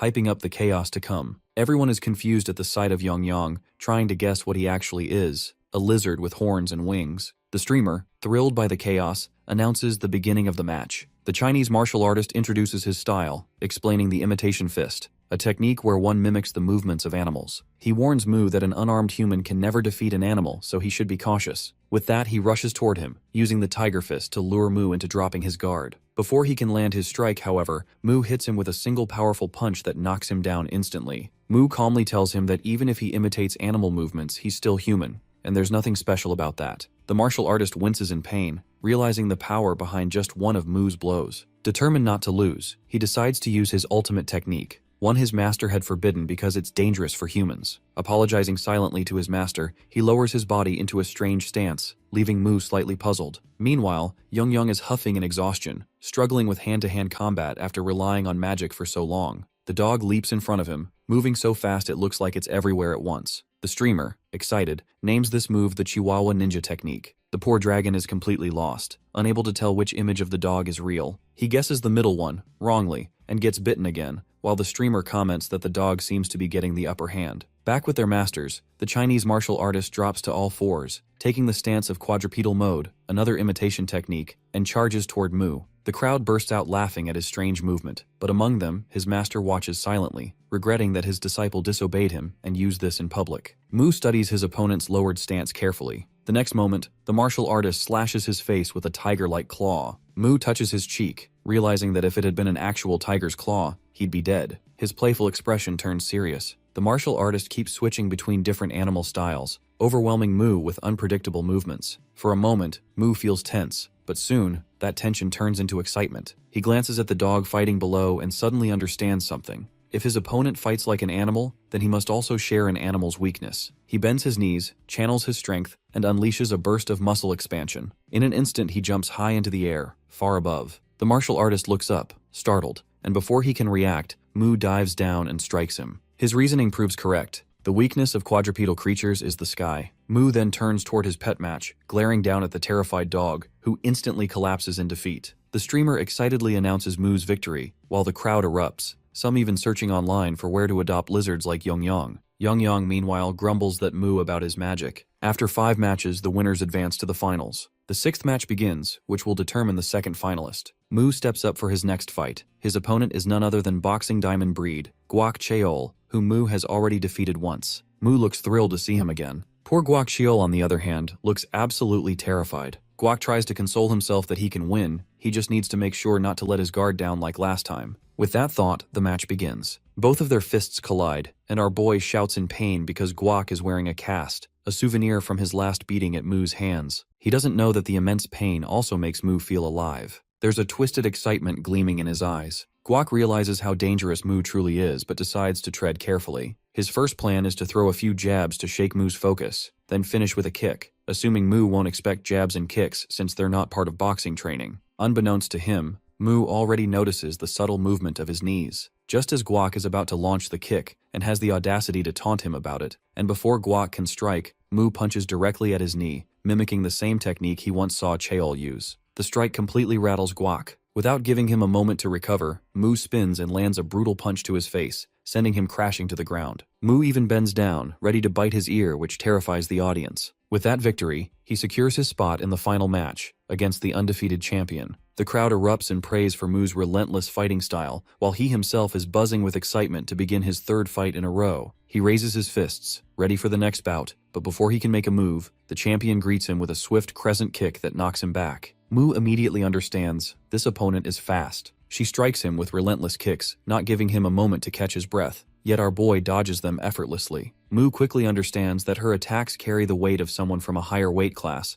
just as expected from a member of Ghidorah. Her reach is impressively long too. With that realization, he deliberately makes his expression sulky, pretending to be hurt, which makes her pause for a second, wondering if he's actually in pain. Mu knows he can't get close to his opponent easily, but still, he rushes toward her. Once again, her sharp kick stops him in his tracks, followed by a quick jab. He tries to extend his range by adding a kick of his own, but she ducks effortlessly, reading his movement like a pro. In this exchange, our boy not only takes a few hits but also counters with spinning kicks of his own, refusing to back down. She is stunned to see his sudden back whip kick. As Mu steps back, he notices the height difference between them, realizing that her tall frame makes her body less suited for close combat. She jumps again, striking from mid-air with another high kick. Observing her movements, Mu quickly figures out that all her attacks target the upper range. Before her kick can land, he steps back and drops down onto all fours. Now he's in quadrupedal mode, just like the Chinese martial artist he fought earlier, to counter her high attacks. He's hoping this stance will help him find an opening. She launches another kick, but this time he easily dodges with his lowered stance. She isn't used to this kind of low-ground movement, and it makes her tense. Meanwhile, the audience grows wild with excitement, cheering for the unpredictable match. The Chinese martial artist is baffled to see Mu flawlessly using the quadrupedal mode he himself spent 5 years perfecting. Even his master is impressed by Mu's adaptability, though he reminds himself quietly that his bet is still on the champion. The champion tries again to land a decisive kick, but Mu moves around like a cockroach, dodging every strike. She suddenly senses movement behind her and attacks instinctively, only to realize there's nothing there. Mu is already in front of her. In the next moment, he channels his energy and unleashes Imitation Fist, Behemoth Fist. The story flashes back to our hero's original story. He is from Earth, but doesn't stay there for long. After becoming Earth's leader, he moves to a planet designed by Lucifer, though not by his own choice. This realm is brimming with mana, and the animals here have evolved into terrifying monsters because of it. Day by day, Mu grows stronger as he defeats these beasts one after another. Among all the monsters he faces, Behemoth stands out as the strongest of them all. That's why he uses the hieroglyphic fist, an imitation of Behemoth's fist, in his match. For this purpose, he rearranges his muscles to closely mimic the monster's power and strikes the champion's side. She is thrown back and winces in pain. Before she can recover, he readies his fist again to attack. But before he can land the blow, the streamer announces that the match is over since it went out of bounds. Everyone is baffled to see the champion defeated by our guy. They're equally confused by the abrupt end of the match. The streamer quickly ends the broadcast, then turns to him with a smile, promising to give him the prize money. However, in the back alley, she clarifies that she only said he needed to win to get the money, but the real deal is that he must defeat her to earn it. Before he can react, she launches a flying knee kick that knocks the air out of him. That's when he realizes she's Kim Chung-gu, a member of the Midori group. Mu had already guessed she might attack, but he doesn't dodge because he wants to fight again. Now he regrets that decision. The kick is so powerful he can barely move. Chung-gu walks out of the alley, urging her champion to hurry, muttering that she almost lost $1 million because of him. With that, both of them run away, leaving our boy bruised but still burning with determination. Meanwhile, our boy growls in pain and calls for his peer to bring a healing potion. At the same time, Hyung rushes off in a panic. He made a terrible mistake. He lost 5 million won from his mother's account on gambling sites and now fears the beatings that will follow. He sees no way out but to gamble again to win the money back. Instead, he goes to a shop that offers collateral loans to students if they offer to mortgage something valuable. He brings Yong. The receptionist has no idea what creature Yong is, and told by Hyung it is a tuatara, an unusual reptile from New Zealand, except this one is a mutant with wings and horns. Hyung lies, saying he can sell it for hundreds of millions. The receptionist, persuaded, advances him 1 million won. Hyung feels a little satisfied. The creature was worth far more, yet he plans to gamble the entire sum to try to double it. Meanwhile, a hooded figure arrives and uses Daljun's ID to take a loan. The receptionist insists the person remove his hood. He complies, having applied makeup to mimic the girl's appearance. He's approved for 500,000 won, but after fees and deductions he walks away with 450,000 won to be repaid in a week. After collecting the money, the hooded man meets his boss, who is Yang Jo. The lackey confirms the job is done and complains that he sends him alone because the place is sketchy. Yang Jo admits he couldn't come himself but plans to win the money back and repay soon. Back inside the collateral loan office, the hooded man toys with Daljun's student ID. His subordinate asks if they can really recover the debt. He only assures that they have another method to collect if someone can't repay. At school, chaos begins the moment Yujin learns that Young is missing. Restless energy replaces her usual composure as she runs through the corridors, her voice echoing in panic. The class watches in quiet disbelief at their president's frenzy until a teacher's stern voice cuts through, forcing her back to her class. Her explanation about the missing creature earns little sympathy. Mu, seated calmly as ever, remarks that Young never vanished within school grounds. The statement draws a sharp reprimand from Yujin, who scolds him for withholding such a detail. From his desk, he produces the map she once drew, his finger landing on a marked spot where the trail ended. Before anyone can stop her, Yujin snatches the map and rushes for the exit, only to be caught again by the same vigilant teacher. Elsewhere, Mu's thoughts drift toward his earlier defeat. The sting of loss lingers in his muscles, every ache a reminder of how far his strength must go. The unfinished match continues to gnaw at him, yet the discomfort stirs something dangerous, a renewed eagerness to fight again. A plan takes root: recover, train, and challenge the Midori once more. When the final bell rings, Yujin takes him by the arm, dragging him out of the classroom. Cheol appears along the way, curiosity flickering in his expression at her urgency. Daljun joins them soon after, searching for a lost wallet. Then the discussion soon turns toward Yang. Mu's description of the creature, scaled, winged, and small now, earns only disbelief before the others scatter to search. Watching them leave, he remains behind, quietly satisfied that their search grants him time to heal and prepare. Far from the school, Yang Jo hides in a restroom, eyes fixed on his phone as he gambles with trembling hands. A streak of victory flashes across the screen, but the smile that follows dies as quickly as it forms, because he can't exchange the money. Days slip by. The search for Yang yields nothing but frustration. Yujin and Daljun, both drained, rest on a park bench, their conversation fading between apologies. Yujin speaks of exams and responsibility. Daljun brushes it off. Yet beneath the words lingers resentment toward Mu, who remains detached from the search entirely. Rising from the bench, Yujin leaves to buy a drink. Behind Daljun, a shadow approaches, a man carrying a student ID. When Yujin returns, only the empty bench remains. Daljun has vanished. A few days earlier, Mu observes the class teacher with a sharp, appraising gaze that makes the man visibly uneasy. His straightforward remark about the teacher's muscle tone only deepens the awkwardness, and the teacher, blushing under the unexpected scrutiny, Then our guy exclaims to train the same training of his teacher. Now, in the present, Daljun stands inside the office of the collateral loan company while demanding the return of her student ID. The clerk, uninterested and detached, insists that the ID was used to secure a loan under her name. Her protest, laced with disbelief, fills the space. At the counter, the so-called young master slams a hand against the table, his expression sharp with feigned authority. His accusation cuts through her confusion, claiming she already borrowed the money. The clerk backs his statement with a cold assurance that the ID will remain with them until repayment. Realizing there's no other way, Daljun asks for the exact amount owed. The figure, 500,000 won besides the interest, due within a week. She promises repayment within the deadline. He warns her to be punctual, reminding her that they already know her school and class. She promises again and leaves the office while asking him to keep her ID secure. When she leaves, he remarks dryly about how young people lack common sense, which immediately offends his young master. Even when he tries to clarify that the comment wasn't directed at him, the young master orders him to call his uncle. Later, as the worker locks the office and leaves the key hidden in a plant pot,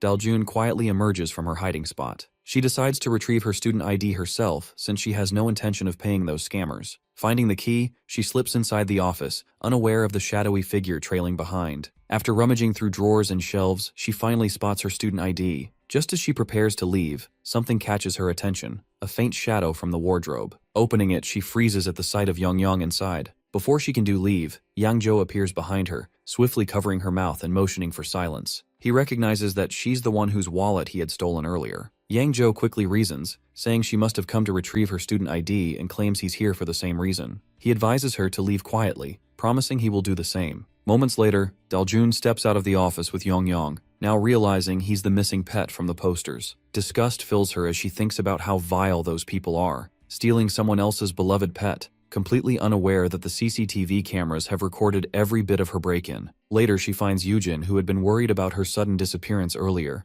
immediately asks where she had gone. Instead of answering, Daljun opens her bag and reveals Yongyong inside. Yujin's face lights up as she rushes to hug the little creature, but Yongyong suddenly spots his real master nearby and darts straight into Mu's shoulder. Mu, caught off guard and clearly on edge, flings him away without a second thought. He quickly covers up the moment, claiming his muscles are sore from overtraining. Yujin, however, looks displeased by how he treats Yongyong so coldly. Meanwhile, at the collector's office, the staff reviews the CCTV footage, which clearly shows both Yangzhou and Daljun sneaking into the office and stealing the cards, with Daljun later walking off with Yongyong. When the worker nervously reports this to his boss, the man's expression darkens. At first, he scolds the collector for carelessly leaving his keys where anyone could find them. Then, in a deceptively calm tone, he remarks that the loss isn't major if those students fail to repay the loan. But his expression hardens, fury flickering in his eyes at the sheer audacity of those kids. Later, during the school football match, one student performs an eagle shot to kick the ball toward the goal, but our boy stands right in front of him like a statue. When the ball slams into him, his expression twists into something wild,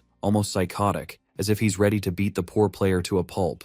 The students nearby watch in horror, whispering about the doomed player while their sports teacher rushes in to make sense of the chaos. Meanwhile, our boy seems to be thoroughly enjoying his PE training. At the same time, Yujin gives Yongyong her old phone so he can use the messenger app, since neither he nor his master has a phone to contact anyone. She tells him to use it if something like his previous kidnapping ever happens again. Yongyong, however, has no idea what Wi-Fi or a messenger even is. Nearby, Hyung, who has once again lost his money, grows nervous upon spotting Yongyong. The next moment, Yongyong launches himself at him, furious over the kidnapping incident. Hyung curses loudly as he throws the creature off himself. Meanwhile, the PE teacher tries to calm our boy down, explaining that he needs to stay peaceful during PE or he'll be kicked out of class. Right then, Hyung accidentally bumps into him, and as soon as Mu sees him, his face lights up with excitement, ready to brawl again in the name of PE time. Before he can attack, the teacher restrains him. When class ends, our boy eagerly tells Yujin how much fun PE is and insists he wants to have it every day. Yujin dryly comments that he doesn't even know what PE means. She then casually suggests that he leave Yongyong with her since he needs to go for training. Besides, she says, her pet misses her, and she needs to teach him how to use a smartphone. Meanwhile, Daljun stands nearby chatting with her classmates while Cheol complains about his aching neck. Heijin is about to go see the class president when Yangzhou, battered, spots Daljun. He angrily demands that she hand over her student ID. When she looks confused, he tells her about the CCTV footage that caught them, making her friends question. Desperately, he warns that if she doesn't return it, she'll end up beaten like him. He then snatches her bag, trying to grab the ID, which draws the attention of both Cheol and her brother. Both boys charge forward as Yang Zhou threatens to hit Daljun unless she gives him the card. Before he can act, they strike first. But their attacks are suddenly blocked by our boy, who grins and declares that he got here first. Yang Zhou freezes, startled by their sudden appearance. Realizing he's outnumbered 3-1, he grabs Daljun and bolts. Cheol and Heijin sprint after him, trying to save her, while our boy follows close behind, eager to join the fight. After a while, Yang Zhou reaches the same alley as before and throws Daljun roughly to the ground. He turns to face the three of them, realizing no one will see what happens here. Recognizing them as Iljimai, he takes his stance and challenges them to come at him. Our boy is ready to go first, but Heijin reminds him that he is the one who blocked their attack and asks whether he will take responsibility if something happens to his sister. Mu senses his anger and asks to let his emotion vent with a fight and offers him to fight with Yang Zhou first, then he will take it from there. At that moment, Yang Zhou grabs his shoulder hard. He excitedly turns to Yang Zhou and attacks him, but it misses. A leg sweep slams our guy on the ground. At that moment, Heijin rushes ahead and takes his sister's hand because he can find a situation in which he can avoid fighting. He will grab it. Yang Zhou notices both siblings going away. Meanwhile, Mu realizes that his training is fruitful as he does not feel pain in his back. Then he contracts the back muscles and expands them to rise from the ground and get ready to fight again. Kang offers his help, but he declines it. Yang Zhou again attacks him as he grabs his hand with one hand and collar with another. Then again, using shoulder throws, he slams him to the ground. Mu is again happy that he does not feel any impact on his back. Then noticing the poor Yong getting the impact, Yang Zhou is about to hit his head with his shoe, but Mu steps back before it hits him. Angrily, he is ready to take revenge for his pet from this bulky goon. He punches him relentlessly, which is blocked by Yang Zhou. He did not expect these kinds of punches out of a boy who is a weight class. When he exclaims that he is going to take revenge for Yong, poor Yang Zhou has no idea who Yong is as he uses a body charge at our guy. To sense the next attack, Mu senses his muscles and it feels like the big rock is coming towards him. He tries to block the attack but is still thrown back by the impact. Xiao again offers his help, which he again rejects as he hands him his pet. He understands that there is a weight difference between him and Yang Zhou as his body is like a rock. However, he is still burning with determination to break this rock with his fist, so he decides to attack him at his weak points. Then he flashes behind his opponent, striking hard at Yang Zhou's back and leg. When Yang Zhou turns, Mu moves just as fast to his front, landing sharp punches on both legs that make the bulky man curse under his breath. Desperate to distract him, Yang Zhou calls out to Cheol, accusing them of ganging up on him 2 against 1. When Mu glances back instinctively, Yang Zhou seizes the moment. He wraps his arm around Mu's neck in a rear naked choke and tightens his grip, choking him out. Cheol understands that it's dangerous as he sees Mu struggling and finally calls out for help. Cheol rushes toward them, ready to pull Yang Zhou off, but before he can reach, Mu manages to choke out a hoarse command, telling him not to help. Cheol freezes mid-step, uncertain. Then Mu's expression shifts into a grin, wild and confident even with the choke pressing against his throat. He repeats it that not to help him. Yang Zhou's powerful grip tightens around his skull, and Mu feels the pressure crushing his blood vessels. The flow of blood to his brain slows down, and if this continues for even a few more seconds, he can be unconscious. But just then, a smirk forms on his face as he activates his neck muscle strengthening technique. He immediately follows it with a sharp contraction of his neck muscles. His plan becomes clear in his mind that if he can create even a small space between his throat and Yang Zhou's arm, he will use his forearm muscles to their maximum strength and break free. In one sudden burst of power, he releases all that energy at once and rips himself free from Yang Zhou's hold. His opponent's arm trembles from the force and he stares at Mu in anger, mocking him. Our boy studies him carefully and realizes that Yang Zhou's defense has weakened. He knows that now is the time to end this with one powerful and precise strike in the center and tightens his fist. A few days earlier, the teacher tells him to watch carefully as he demonstrates on the gym machine. He explains that many consider posture as the most crucial part of exercise. Holding the weight at full extension, the trainer shows how proper control makes a difference. He mentions that his lower body feels stable and that his muscles work smoothly through the 10 repetitions, giving excellent results. When he finishes, the trainer turns to Mu, who holds the weight just like he did, and asks if he plans to keep training and points out that the weight must feel heavy on his neck. But he keeps it there, showing his best effort despite the strain. The trainer observes him closely and warns him not to push himself too much, but Mu simply replies that he feels all right. In reality, Mu had mastered the art of controlling every muscle fiber in his body. Each fiber responded exactly to his will, and he could shift muscle density from one body part to another, strengthening specific areas when needed. Breaking through stone no longer seemed impossible because his entire body worked as a single, powerful system. He rarely used this ability, but right now the situation called for it. In that old memory, the trainer could only watch in stunned silence as Mu continued lifting with ease. Returning to the present, Mu feels his muscle fibers moving from his left arm into his right, concentrating strength where it matters most. Cheol checks on him, and Mu recalls his friend's previous match and realizes he had been right all along. He charges forward, gathering all his power, and drives his fist directly into Yang Zhou's core. The strike lands on Yang Zhou and his body collapses to the ground. Mu stands over him and a dark smile forms on his face as he silently claims his victory. Meanwhile, Heijin and Daljin walk together on their way back. Heijin glances at her and asks about the man who has been following her lately. Daljun hesitates, but finally admits that she didn't want to trouble her brother with it. She explains that she lost her wallet some time ago, and the incident spiraled into a complicated mess involving her ID card and money. She tells him everything that happened. As Heijin listens, anger flashes across his face and he realizes that ignoring this won't solve anything. That man will keep chasing Daljun and using the money to control her. Without another thought, Heijin takes out his phone, calls the class president, and apologizes for not being able to join today's plans. At the collector office, the boss sits on a sofa and mentions a soccer match, but just then, the door bursts open. Heijin storms in and his face burns with rage. Before anyone can react, his fist crashes into the bod's face. He follows it with another blow, then another, pounding him without hesitation. The collector freezes in shock, muttering that this reckless kid has lost his mind, and wonders if the young master is all right. The collector hurriedly grabs his phone and orders the guards to appear immediately. Within moments, 3 security guards rush in. Heijin looks at them with fury and has no idea that something he deeply despises flows through his own veins. It's his father's blood runs inside him, carrying a terrifying and uncontrollable strength. In an instant, he charges on the guards to attack. Heijin grabs one of the guards and throws him out of the doorway with incredible force. Within seconds, all 3 guards lie on the floor in a miserable state. Heijin looks at the boss, demanding to know why he keeps asking for repayment of money that was never took in the first place. The boss, bruised and shaken, struggles to speak and asks if Heijin even understands who he is dealing with. Heijin calmly tells him that it doesn't matter who he is, and if he keeps bothering people, the consequences will not be pleasant. He steps over one of the fallen guards and walks out of the room without looking back. The young master slams his fist against the floor, in frustration, and mutters to himself that he no longer knows how to deal with this situation. While Mu walks alongside Cheol, he admits that it has been a long time since he felt this much excitement during a fight. Cheol looks puzzled, and asks about the strange technique where Mu's arms seem to shrink, and then expand. He raises his arm to show him, and the veins swell across the surface. Cheol tries to copy the movement, but his hand only trembles weakly, unable to produce the same effect. Mu explains that he still hasn't learned to control his muscles properly, and instructs him to listen carefully to what his body is saying. Every muscle has its own unique reaction, and one must understand each of them individually. Only when the mind and muscles connect completely can a person gain true control. Cheol continues to practice the movement again and again while he leaves. Yongyong, sitting on Mu's head, questions why he is sharing so many of his secrets. Our boy replies that watching Cheol grow stronger makes him look forward to fighting him again someday. Yongyong agrees that fighting powerful opponents helps one grow faster.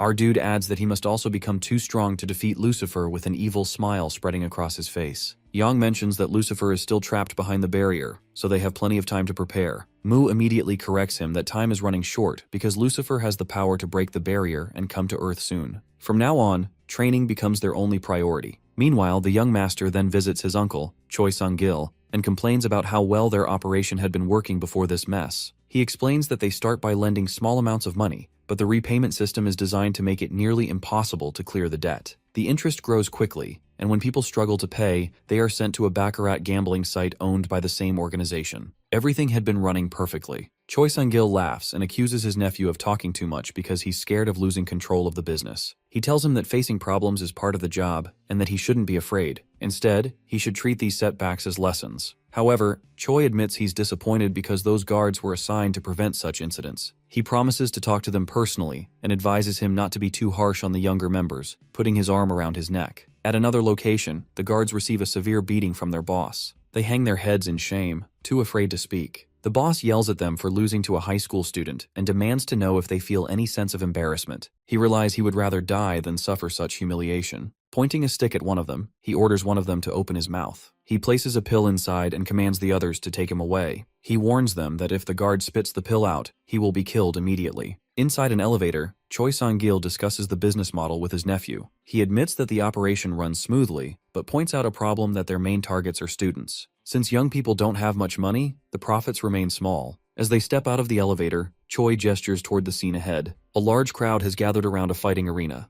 The nephew looks confused and asks what's going on. Choi explains that real money comes from large-scale gambling and that controlling the results of fights is the key to success. He directs his nephew's attention to one of the fighters entering the ring. It is the none other than Collector. His veins bulge grotesquely all over his body. The nephew, shocked by the change, remembers what his subordinate used to look like and wonders if this transformation was always hidden. The match begins, and when the opponent tries to attack, the enhanced Collector dodges easily. He launches a series of rapid strikes, moving like a wild animal, laughing as he feels a surge of overwhelming power. Choi shows him the same pill and explains its effect. With just one of these pills, he can control the results of every fight, deciding who wins and who loses whenever he wants. The nephew's eyes widen as he thinks about the possibility of using it to defeat his enemy. Meanwhile, Mu finishes his gym training. His body has changed completely. His muscles have become larger, stronger, and more defined. He smiles, noticing that this training method feels more thrilling than ever. The teacher watches him in disbelief, staring at the thick veins and solid muscle on his arms and legs. He admits that he has met many dedicated athletes before, but Mu is the first person he has ever seen change so quickly. The trainer asks if Mu is using any kind of performance-enhancing drugs. Mu starts to say yes, but before the trainer can warn him about the risks, he explains what he means. His thoughts drift to Lucifer's words about his weakness. He remembers being told that to face someone like Lucifer, he would need far more strength than he currently possesses. Mu's phone begins to ring, and Young quickly alerts him about the incoming call. When Mu answers, he hears Yujin's voice on the other end. She sounds irritated and demands to know where he has been, and complains that neither Yang has shown up for an entire week, and insists on knowing their location. Our boy explains calmly that he needs to check if his training has produced any real results. Meanwhile, in between the street, two Godori girls sit together counting money. Chungu counts the earning amount as 8 participants joined, and donations came through the broadcast. Their conversation stops when a shadow falls over them. Both look up and find Mu standing in front of them. He admits that the situation feels awkward since he assumed they would have figured things out by now. Chungu admits that she has doubted his strength, and in an instant, he launches forward and drives his knee into Mu's chest. The strike lands perfectly, and Chungu lands lightly on the ground again. Yang is checking if our boy is injured, but he only smiles while Chungu stares in confusion. Mu reflects that he must be careful this time. He has fortified his vital areas by increasing his muscle density, using his own body as armor. In the past, his muscle mass wasn't enough to block such attacks, but now everything has changed and these blows no longer pose any danger. He then steps forward and unleashes a flurry of powerful punches at Chungu. He feels the advantage has shifted completely in his favor. His kick lands hard, sending shockwaves through Chungu's body. He then grabs Chungu by the leg and lifts her into the air. Chungu glares at him and asks if he really thinks he has won just because he's stronger now. She slams her elbow down on Mu's leg, forcing him to release his grip. Landing back on her feet, Chungu acknowledges Mu's improvement, but declares he will fight seriously this time. She rushes forward and attacks again, first with a horizontal elbow strike, then a rising one, and finally a spinning elbow. Just as she prepares to continue, she notices something strange that our dude doesn't even try to dodge. Instead, he grins and tells her that she is caught. His muscles tighten as he grabs Chungu's shirt and throws her over his shoulder, slamming him onto the ground. Mu lifts his foot to stomp on Chungu's head, but Chungu rolls away just in time. Mu activates the muscles in both his upper and lower body, propelling himself forward with full strength. His body slams into Chungu like with body ram, sending her flying backward. The other Godori rushes in and catches her before she hits the ground, quickly checking if she's okay. Chungu realizes that his strength now surpasses Yangzhou's level. His partner steps forward for help and charges at Mu, kicking with force. Our dude instantly recognizes the reach advantage this gives his opponent, so he moves in closer with incredible speed. His opponent's eyes widen as Mu is far faster than she remembers. Before he can strike, Chungu darts in from the side and smashes her elbow into Mu's face. The other one follows up with a kick, and together they attack in perfect rhythm. Our guy blocks with his arms and shoulders, absorbing hit after hit. He feels the weight of their combined strikes but stays firm. Inside, he knows that his training has worked, and his past self would never have withstood this. Still, he notices a problem that when he tries to approach the other, Chungu gets in the way. Their teamwork keeps him from attacking either one effectively. He decides that fighting both at once, up close, might be the best strategy. Yang also mocked them for their teamwork. Then, with a smile, he calls out to Yang, announcing that he's discovered a way to deal with them. Yang looks completely confused, not sure what his master means. Without warning, Mu reaches behind his head, grabs his pet by the tail, and swings him forward like a weapon, declaring that the fight is now 2 versus 2. It leaves both of them completely stunned. Our boy lifts him high above his head and charges forward, swinging him like a weapon to strike both opponents. Chungu rushes in and grabs Mu's arm to stop the attack, while his green-clad partner launches a sharp kick. The poor dragon slips out of his grip and flies through the air, but he quickly catches him again before he can hit the ground.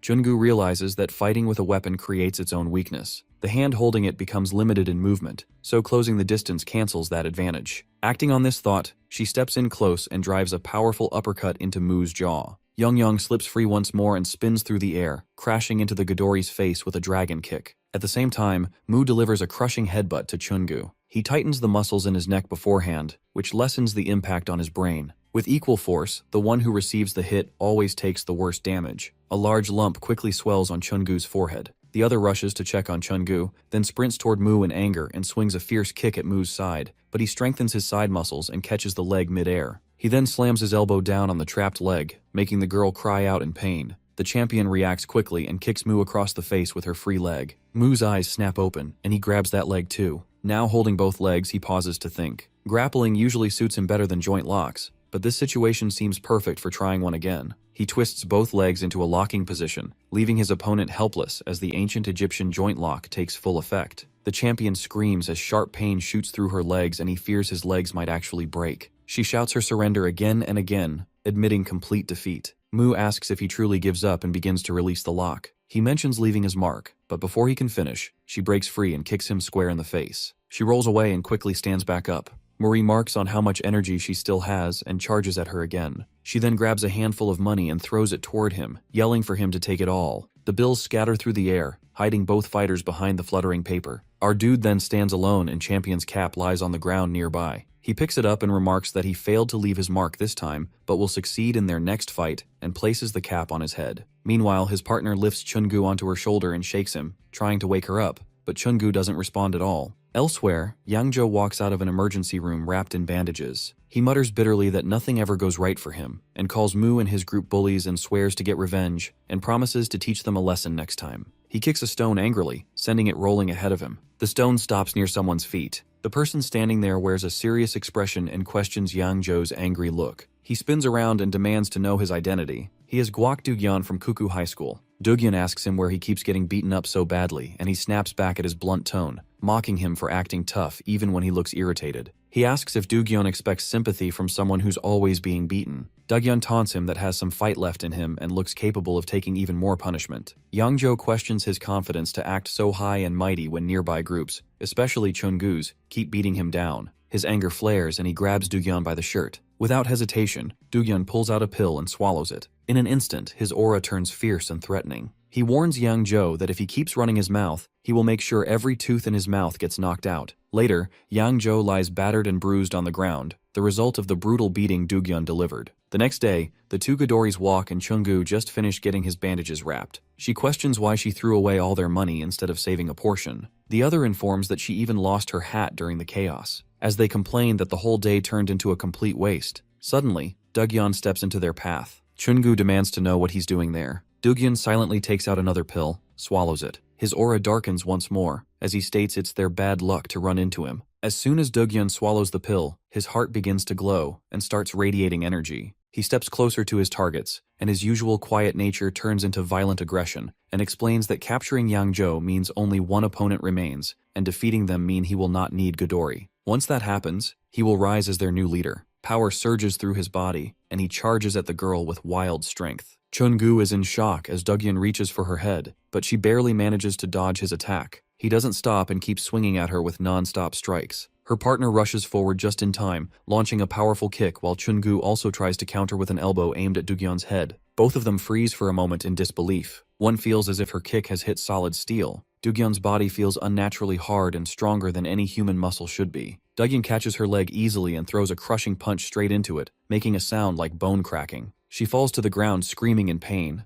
Chungu curses loudly and attacks Dugyeon with a furious series of punches, but he doesn't even flinch. He grabs her face and mocks him, saying her punches only tickle. Then he seizes her face, and she gasps in horror, unable to understand what he's done to make himself so powerful. Dugyeon slams her head into the floor with incredible force, leaving cracks along the wall. Chungu pushes herself up again, but Dugyeon only laughs and mocks them. When Chungu collapses on the floor, he turns away, pleased with himself, and mutters that he finally managed to say a perfect villain line. Later, the two injured fighters rush to the hospital for treatment. Meanwhile, Dugyeon meets the hooded guy who praises his impressive performance. Dugyeon, breathing heavily, demands to know what kind of substance he just took since the power feels insane and uncontrollable. The hooded man tells him to focus on finishing his mission. Capturing all the remaining Ghidorah members will fulfill their deal. Dugyeon claims confidently that he can crush anyone now and then asks why the hooded man doesn't take the pill himself if it's so powerful. The hooded figure recalls his uncle's warning that the pills have severe side effects. The stronger the power, the worse the damage. The user's personality turns violent, and repeated use can even make the body explode.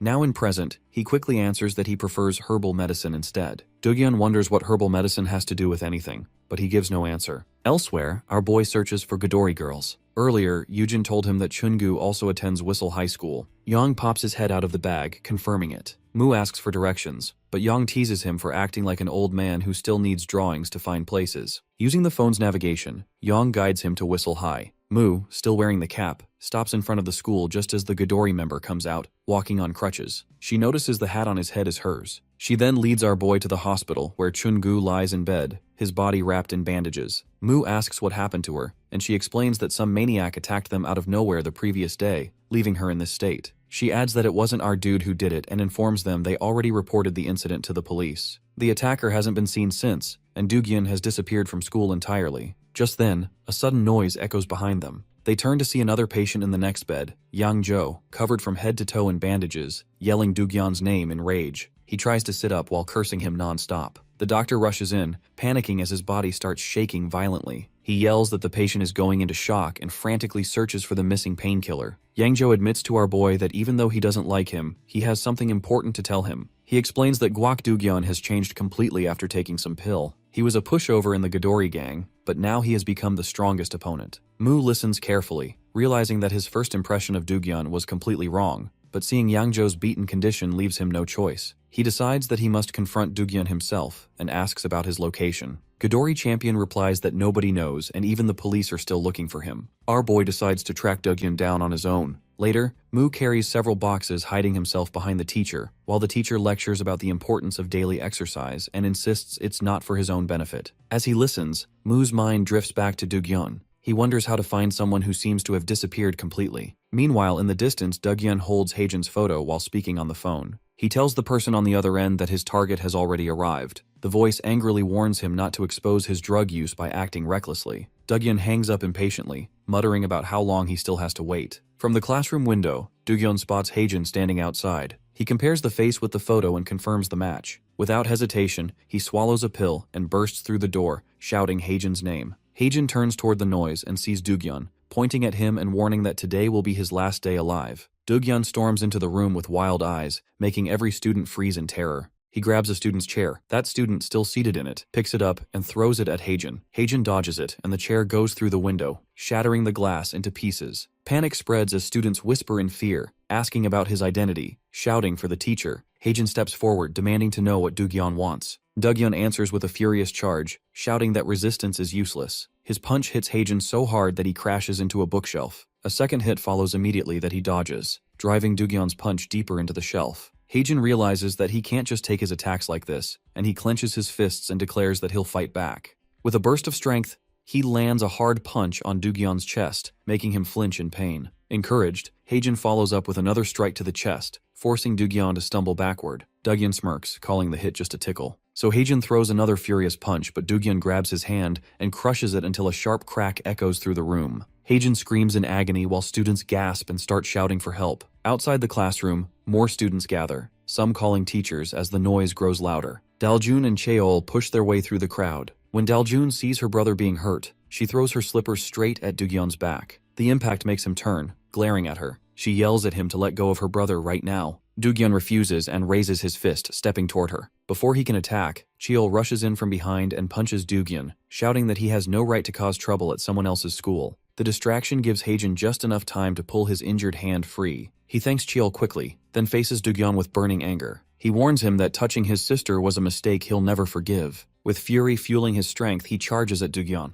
Downstairs, the teacher hears the chaos and looks up as students rush by, whispering about a fight involving the Godori gang. The teacher demands an explanation, and one student blurts out that a serious fight has broken out in a third-year classroom. Cursing about troublesome kids, the teacher runs toward the noise. Nearby, Mu drops the boxes he was carrying when he hears it. His excitement sparks immediately, and he dashes off toward the classroom, eager to join in. At that moment, Yongyang senses something, so he quickly emerges from the bag and warns Mu that there's mana in the area. Haejin rushes forward with full force while Cheol attacks from another side. Doogyun notices Cheol's movement and turns his focus toward him, raising his fist to strike. Cheol quickly dodges the blow and thinks that this opponent relies only on strength, throwing simple punches that are easy to avoid. Doogyun roars in anger and spins his body to continue his assault on Cheol. At the same moment, Heijin kicks the back of Doogyun's shin with precision. The impact makes Doogyun fall to one knee as he grits his teeth in frustration. Heijin takes the chance to jab his finger into Doogyun's eye, reminding himself that even the strongest body still has weak points. Heijin and Cheol attack together, landing multiple punches on him. Despite the hits, he stands back up, cursing loudly. His gaze shifts to a student nearby. Doogyun rushes toward him and grabs him by the collar, demanding another pill. The student sighs in disbelief, asking why the situation keeps getting worse. Doogyun insists he needs just one more pill, declaring he was hired to catch someone. He shouts that the target caused trouble over unpaid debts, and promises that one more pill will be enough to capture Lee Heijin. Turns out the student was the same hooded boy and he trembles. Heijin immediately realizes that he is the one behind everything. Anger fills him as he glares at the man, who begins sweating nervously. He curses Doogyun for causing problems and shoves another pill into his mouth, ordering him to destroy Heijin completely. Doogyun accepts the command without hesitation.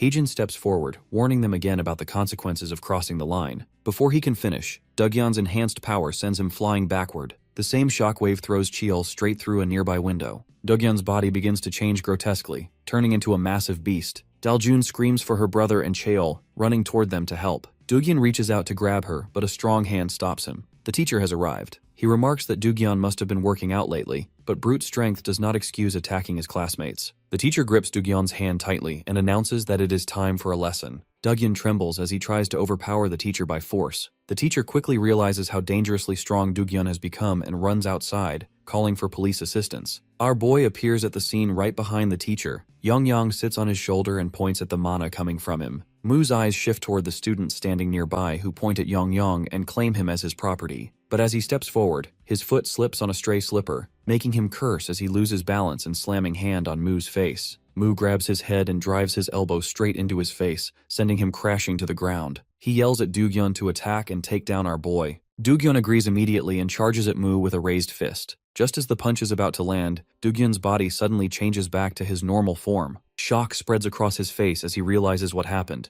Yongyang has drained all his mana. Doogyun still tries to punch, but Mu counters with a single strong hit to his face, knocking him down. Mu continues beating him until he stops moving. Yongyang studies the mana he absorbed and remarks that it feels strangely familiar, carrying something special within it. After the fight, Mu stands over Doogyun's defeated body, feeling that something about this victory is off. The fight had no real substance, so he orders Yongyang to return the mana to Doogyun. He agrees but warns that this mana is not ordinary, so he asks about the difference. Yongyang explains that the mana is unnaturally pure, not found on Earth unless given by a god through a sacred item. Since the deity stopped giving mana long ago, its presence means another power is interfering. Mu's suspicion deepens, so he asks him if it belongs to him, and Yongyang laughs nervously. As he returns the mana to Doogyun, his monstrous form begins to reappear. The story moves back in time to nearly 1,000 years ago in the Divine Realm. Mu stands in the domain ruled by the god of the Cyclops. In front of him towers an Ultra Cyclops in its giant form. The creature grips its weapon with all four arms and lets out a thunderous roar, commanding him to stop. It swings the weapon down toward Mu, but he rolls across the ground to dodge. The weapon dissolves into a spiral pattern and disappears, and Mu rises from the floor completely unharmed. The Cyclops returns to its normal size as the giantification effect fades. It pleads with Mu to stop irritating it so often, and Mu responds that he will stop only when he gets proper entertainment and promises to return soon. Yongyang besides him understands the failure of the Cyclops to meet their master's expectations, but soon grows thoughtful. He starts thinking of a way to ease his master's constant boredom. After a moment, he pulls out a rock. Mu looks at the rock and asks its source, and Yongyang explains that he got it from Earth and begins a special preparation process. First, he uses crushing magic to grind the rock into fine powder. Then he mixes the powder with any available liquid. Finally, he pours magical energy into the mixture until it forms a sphere and then draws its sign on it. Once done, he proudly presents it to him. Yongyang describes the finished product as a dough infused with body enhancement magic. He explains that feeding a small portion to an opponent before battle will boost their strength, making fights more interesting for Mu. To demonstrate, he breaks off a small piece and explains that this amount is enough for one proper serving because the magic inside is highly concentrated. Mu ignores the warning and takes the entire remaining portion. Yongyang tries to stop him, but Mu disappears before he can finish speaking. The next moment, he feels the effect surge through his body. The enhancement works perfectly. He faces the gigantic Cyclops again and charges with unstoppable force. His attacks grow faster and stronger until he smashes the Cyclops away completely, and it crashes to the ground with tremendous impact. As it falls, one of the magical pills slips from the Cyclops and drops toward Earth. A divine barrier should normally block such interference, allowing only gods or authorized beings to pass. However, the pill somehow slips through and enters Earth's atmosphere. Young watches helplessly as it disappears from sight. The story returns to the present, and our dude realizes that this situation has occurred before. Someone must have found one of those ancient enhancement pills. He finds this thought amusing and smiles. Dugyeon suddenly throws a punch at him, but Mu dodges by moving sideways. Mu clenches his fist tighter and swings again while closing in. Mu observes how durable this enhanced opponent has become. Dugyeon raises both arms, locks them together, and slams them down on Mu. The resulting explosion shakes the entire school, making students panic across the building. Mu escapes the blast just in time, but Dugyeon grabs him right after and lifts him high into the air. He shouts about his victory and throws Mu backward with all his strength. He smashes through a door, and his shirt tears apart from the impact. Yong quickly flies to his side to check his condition, and Mu asks how long Dugyeon's enhanced state will last. Yong examines the remaining mana and estimates that only 5 minutes remain before the effect fades completely. Mu repeats the time aloud, confirming it. Yong confirms and explains that surviving for those 5 minutes might be one way to handle this fight. He also offers to drain Dugyeon's mana again if Mu wishes. Mu thinks about it carefully, and 5 minutes means the enhancement will soon end, and he will lose the chance to fight Dugyeon at full power again. A dark grin spreads across his face as he stands up. He decides to end this battle within those 5 minutes. Elsewhere, in another place, Choi examines a small fragment of stone. He studies it for a while and decides that this amount will be enough. Footsteps echo nearby as someone approaches. The stone in his hand turns out to be a small piece of the same magical pill that once fell from God's dimension. Mu then tears his shirt apart in frustration, and he knows that trying to match Dugyeon's strength directly will only destroy his own body. If he wants to win, he must surpass him in at least one area. His muscles tighten as his body prepares for what comes next. Since leaving his original world, his muscles have continued to develop and grow stronger. Over time, that excessive muscle mass began to slow his movements. He realized that raw strength alone wasn't enough, and he needed balance between power and mobility. Through training, he discovered a method to reduce muscle size while increasing density, a skill he named compression. During his years of practice, he stacked this ability over 100,000 times. Now, in this battle, he activates it at 1 stack. Compression lets him strengthen specific parts of his body instead of his entire form. As Dugyeon's fist rushes toward him, Yong shouts a warning and Mu narrowly dodges, and Dugyeon's punch smashes through the door behind him. He increases compression to 2 stacks, feeling his muscles harden further.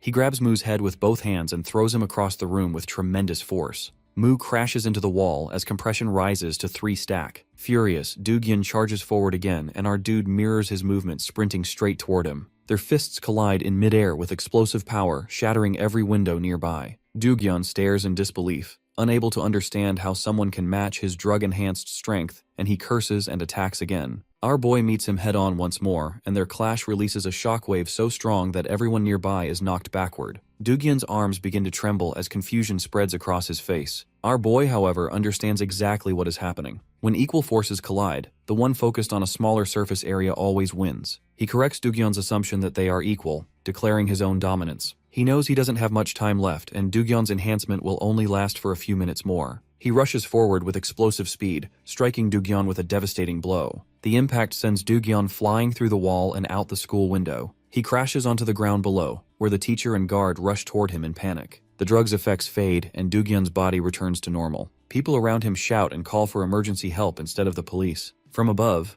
our boy looks down at the wreckage through the shattered wall. Daljun slowly approaches him, but before she can speak, the student appears behind him and grabs Yong. He mocks our boy, declaring that Dugyeon was only the weakest among his options and promises to return with someone far stronger before tossing Yong to the floor. Yong rolls across the ground, grumbling about being treated roughly. He kneels on the ground, breathing heavily from exhaustion. Yong hurries to his side in worry, but our dude suddenly smiles. He latches onto the student's words about Dugyeon being the weakest. His expression darkens, and a disturbing grin spreads across his face, and it makes Yong nervous. Our boy demands to know more about these stronger opponents. Yong starts sweating in fear as he watches his master's twisted excitement grow. Meanwhile, in another place, Choi grinds a glowing blue stone into fine powder. His nephew enters and begs for more pills. Choi inquires how he ran out so quickly when it took months to prepare the last batch. He admits that he used 2 pills in one fight and still lost. Choi stares at him in disbelief that losing after using 2 pills should be impossible. Before they can discuss further, a sudden noise makes them both turn.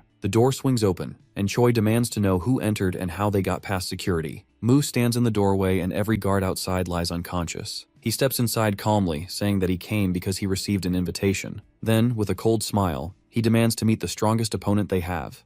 A little while ago, when the bold boy had boasted about bringing stronger opponents, Mu demanded to know where they were. On his command, Yongyang became nervous and then opened his mouth to reveal a glowing red pill. It was a recovery sphere, an item that healed all injuries and boosted physical power. Without hesitation, our boy took it and prepared to leave. Nearby, Heijin and Chiol lay injured but tried to stop him. Chiol warned him about the danger ahead and offered to go along. Heijin insisted on joining too, hoping to prevent things from getting worse. Mu walked up to both of them and suddenly grabbed their legs, making them scream in shock and pain. Daljun stood confused, wondering what he was doing, but he refused any help, claiming this was his fight alone. He then started laughing uncontrollably before leaving everyone behind stunned by his strange behavior. He reached Choi Sang's building, where a security guard stopped him at the entrance. The guard mocked his appearance, comparing him to a beggar, and demanded to know what he wanted. He ignored the insult and kept walking, claiming that someone inside had made a promise with him. When the guard grabbed his shoulder and stopped him from taking Yongyang inside, he punched him straight in the face. The guard flew backward, crashing through the window. The rest of the guards, shocked by what they saw, rushed toward him. They shouted curses, but he treated them as nothing more than obstacles. Within moments, they all lay defeated on the ground.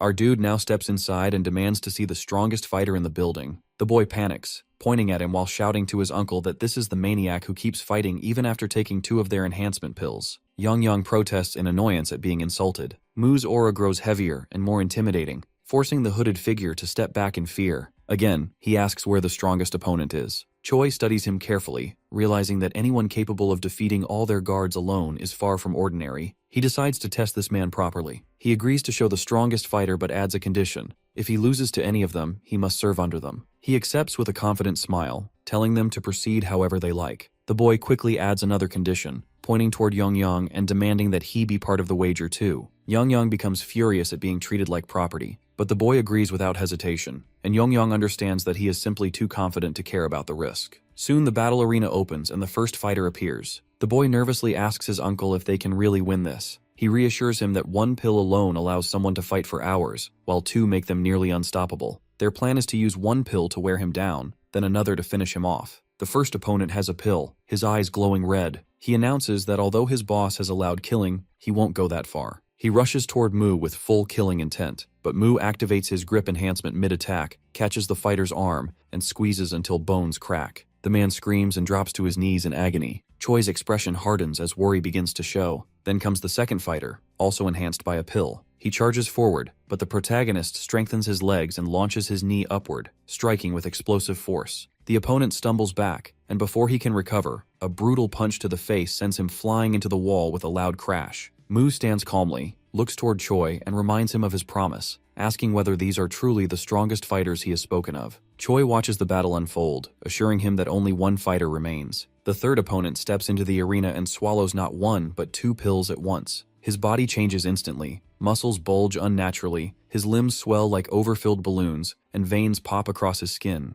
The boy is shocked looking at the monstrous figure and the extreme transformation. Mu wonders if this is the stronger opponent Choi promised earlier, and the fighter calls himself the strongest one there. To prove it, he kicks the man into the wall so hard that it crushes his body. Choi looks pleased by the brutal display, while Mu silently watches the destruction. When the giant finally strikes him, even a light hit sends him sliding several feet backward. He glances at his feet and analyzes the situation, noticing that the transformation made the fighter's legs far stronger than the rest of his body, and it's perfect for stomping and kicking with deadly force. So he removes his shoes, drops on all fours, and activates his Tiger Claw Fist, which is his quadrupedal combat style. The hulking fighter raises his leg to crush him, but Mu dodges with blinding speed. The fighter curses, calling him a cockroach, but before he can move again, Mu launches his behemoth fist straight at his face. The giant catches the attack mid-air, gripping his arm effortlessly and mocking his weak strikes. Suspended off the ground, Mu unleashes a flurry of blows, striking from every angle before driving his knee into the fighter's ribs. When he lands, blood trickles from the fighter's nose. The fighter wipes the blood and scoffs, calling the hits nothing more than bug bites. Mu realizes his attacks lack real impact. His mind races through options and aim for joints, vital points, or simply amplify power. Before he decides, the fighter lunges forward and drives his knee into his abdomen, sending him crashing into the wall. Blood runs down his face as the fighter laughs, boasting about how a proper knee strike feels. Mu steadies his breath, realizing that spreading his attacks won't work. He needs to focus everything on weak points. Moving fast, he lands a precise hit on the fighter's sternum, finally making him grunt in pain. The monster curses and counters with a storm of knee strikes that shake the arena. Mu wonders if his power isn't enough, then recalls that focusing the same force on a smaller area increases damage. Acting on instinct, he thrusts a single finger like a spear into the fighter's chest. The strike pierces deep, making the giant howl in agony. He follows with a barrage of finger strikes. Yongyang watches his master fight proudly. Choi curses under his breath, shocked that someone could overpower a fighter with 2 enhancement pills. He leaves his seat and charges toward the arena as his nephew calls for him. Inside, the monstrous fighter collapses, his chest covered in countless puncture wounds. He drops to his knees, then falls face first, motionless. Just as the fight seems over, Choi throws another pill inside that rolls across the floor and stops beside the man. Choi signals the fighter that if he takes the pill, he'll be offered money and forms a victory sign and utters a strange word, "Tadabul." The fighter repeats it under his breath, and for a brief moment, it looks like he might refuse. But he can't control and swallows the pill desperately. The change begins instantly, and his muscles swell until they look ready to burst. His skin stretches over them like thick leather, and his entire body expands into something monstrous. Choi mutters under his breath, urging him to finish it now. The transformed fighter roars, shouting Tadabul again and again as he charges forward. Mu instantly understands that the situation has turned dangerous, and his earlier attacks won't work anymore. He focuses his energy, compresses his muscles, and extends his middle finger, thrusting it hard between the fighter's ribs. The hit lands, making the giant stumble for a second, but the effect vanishes almost immediately. He straightens up without a hint of damage. A realization hits him that his opponent's body isn't just strong, it's nearly unbreakable. He steps back quickly, trying to create distance while analyzing the situation, and his mind races for a strategy. Before he can think further, the fighter disappears from view and suddenly drops from above. The impact of his landing shatters the ground, sending chunks of debris flying in all directions. Our boy is thrown off balance by the shockwave. In midair, the fighter grabs his leg and swings him around before slamming him into the ground with brutal force. Blood bursts from his mouth upon impact.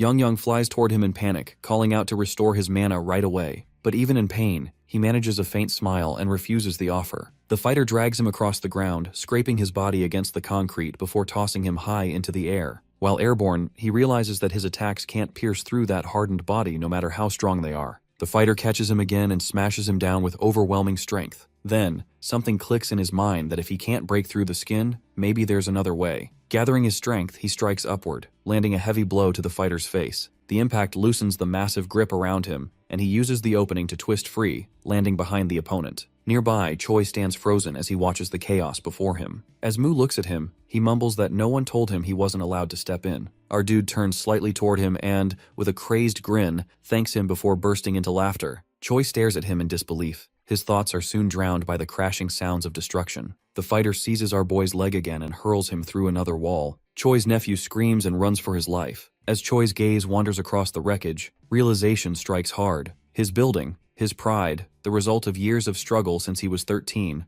lies in ruins. Everything he has built is destroyed in minutes. Mu steadies himself against the cracked wall, bruised but focused. His attacks have barely worked, except the one to the head, his only real target now. But getting close again won't be easy. The fighter won't repeat his mistake. Realizing that overthinking only slows him down, Mu exhales, loosens his stance, and lets instinct take over, fighting not with thought, but pure reflex. Mu pulls himself up and steadies himself. In an instant, the fighter disappears from where he's standing and materializes right in front of him, but Mu has already moved far back. The fighter freezes in shock, then realizes Mu has already kicked him and retreated to safety. Fury overtakes the fighter as he raises his fist, shouting mocking Mu that he can't scare him with such moves. He roars a challenge and charges straight at him. Their fists collide with tremendous force, creating an explosion that pushes both of them backward. The fighter's mind races, wondering that our boy still has energy left. Even so, that right arm can't possibly be usable anymore. But Mu drives his fingers straight into the fighter's eyes, pulls them out as blood pours down, then follows with another punch to the same spot. The fighter strikes back, his blow sending Mu flying far away until he crashes into the fighting arena below. He notices the pill's effects are ending. He launches himself upward, grips the arena ceiling, and drops down while shouting Tadabul, planning to finish this quickly. Mu watches his descent carefully and dodges at the perfect moment just before impact. The fighter slams directly into the floor. The moment he lands, Mu stomps down on him, making him cry out in pain. Then Mu unleashes countless strikes on the grounded fighter.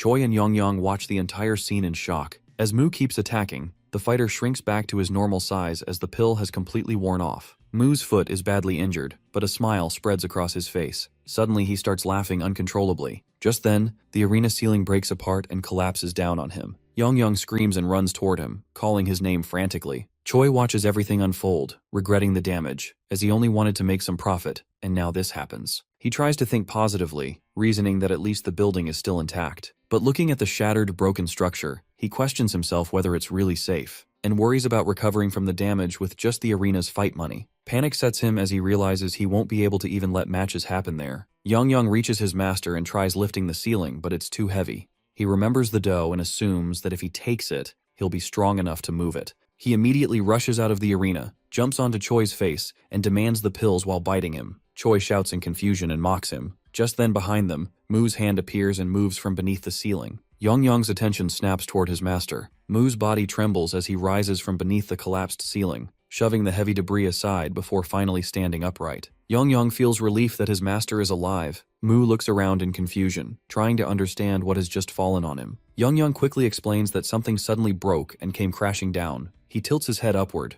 realizing that the building itself has struck him. He raises his hand and clenches it tightly. A deep echoing sound follows as his muscles expand to their fullest limit. Yongyang recognizes that sound as it only happens when he forces his body beyond its natural boundaries. He then slams his fist into the ground with tremendous strength. The impact sends cracks crawling across the floor like a spider's web, shaking the entire structure. Both Choi and Yongyang lose their balance as the tremors grow stronger. Cracks spread through the walls and pillars, making the whole building groan. Choi screams for him to stop before the place collapses, and Yongyang shouts warnings about the danger. Mu doesn't seem to care. When he hears the word collapse, he asks what it means, and decides that it's exactly what he wants. He strikes the ground again, even harder this time. The fractures deepen, reaching the foundation itself. Within moments, the entire building begins to sink and crumble. Outside, Choi's nephew runs as fast as he can, the sound of destruction echoing behind him. When he finally turns back, there is nothing left, just ruins and clouds of dust filling the air. From beneath the rubble, Yongyang appears first as he claws his way out.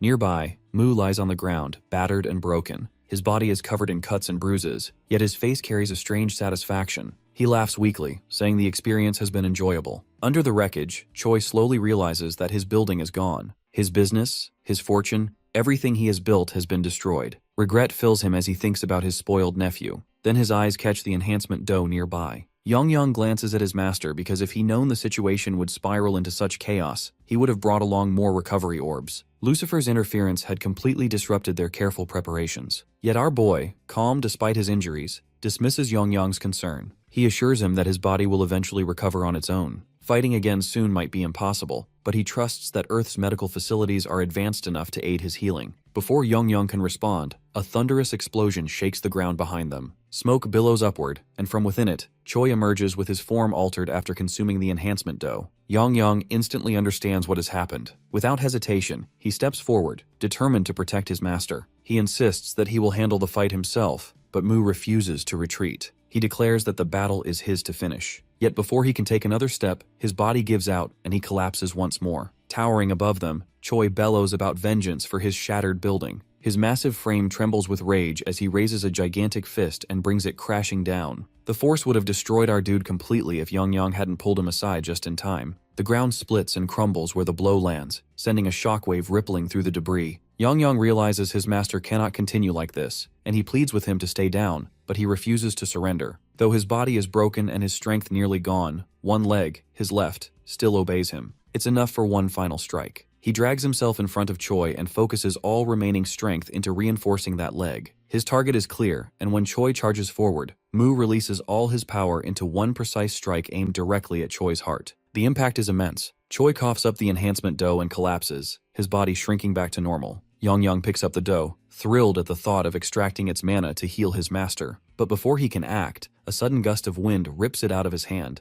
As dust swirls around, he notices glowing particles drifting through the air. Then realization strikes him that this isn't ordinary wind, it's mana on Earth. Just then, the sky tears open with a deafening crack, and a monstrous creature descending toward them. A while ago, Lucifer releases an enormous surge of mana across the barrier. The ground cracks under the pressure, yet it remains completely unaffected. From a distance, Divine Archer watches him with curiosity, wondering if he has cleared out the entire area since no one else is in sight. Lucifer studies the ground beneath him, puzzled that not even a faint mark appears despite his immense power. An idea hits him that he should try something with the same power as it. Divine Archer continues to observe, confused by his sudden restless movements. Suddenly she is shocked as she watches him lifting an entire planet, Elmore, above himself. Panic grips her as she screams for him to stop. Lucifer is already set on his plan that the barrier should be as strong as what surrounds Elmore. Whether it is a barrier or something else, he intends to destroy it. Without hesitation, he hurls planet Elmore straight toward Earth. Instead of colliding and breaking apart, the two merge into one. The sight leaves both Lucifer and Divine Archer speechless. Lucifer tries to understand what has just happened. He expected to destroy the barrier, not to fuse two worlds together. From the point of contact, a surge of mana bursts out, spreading wildly between both planets. That same energy awakens the monster. The monster appears in the skies, its enormous form casting a shadow over everything below. It looks around, confused about where it is, and fury builds as it senses that someone has disturbed its domain. On the ground, panic spreads among the people. Screams echo as they question what kind of creature has appeared. Some shout for the police, while others are frozen in fear. One boy stands paralyzed, unable to move. The bull notices him and considers him as the one connected to this disturbance. To it, such a small being causing such chaos seems pathetic and dull. The boy's fear reaches its peak, but before the bull can act, something pulls it backward. The plane of nothingness begins dragging the creature away, forcing it to vanish and return to where it came from. Meanwhile, our dude asks Yong about the strange situation and why he can sense mana. Yong admits that he doesn't know as the mana suddenly started overflowing everywhere. Without wasting time, he begins using healing magic on his master. As he works, a figure descends from the sky and lands nearby. It's a knight, fully clad in armor, standing silently behind them. Yong shockingly looks at him, and the knight draws his sword and strikes the ground. In response, Yong shifts into his dragon form, ready for battle. Yong immediately transforms itself into its enormous dragon form. The knight then explains that his business is not with Yong but with the one behind him, Mu, but he refuses firmly that no one will touch his master until he's alive. The knight raises a hand and gathers energy. The sword starts to fly above Mu and flows into the knight's grasp. He declares that he will deal with Yong first. A violent explosion follows, and his laughter echoes through the chaos. Yong steadies himself and reflects that it feels like every strange creature in existence is coming after him, considering him an easy target. With a wave of his hand, he conjures glowing spheres of magic that encircle the knight. The knight looks confused, unsure of what is happening. Before he can react, the spheres detonate, causing a blast, and the knight falls back and his helmet flies away. Our boy approaches and studies the fallen knight. The man watching him grabs him in anger and demands to return something back. Turns out he's an adventurer from Elmore and the body isn't his own. The soul inside belongs to Lee Ho, who keeps shouting at our dude to give his body back.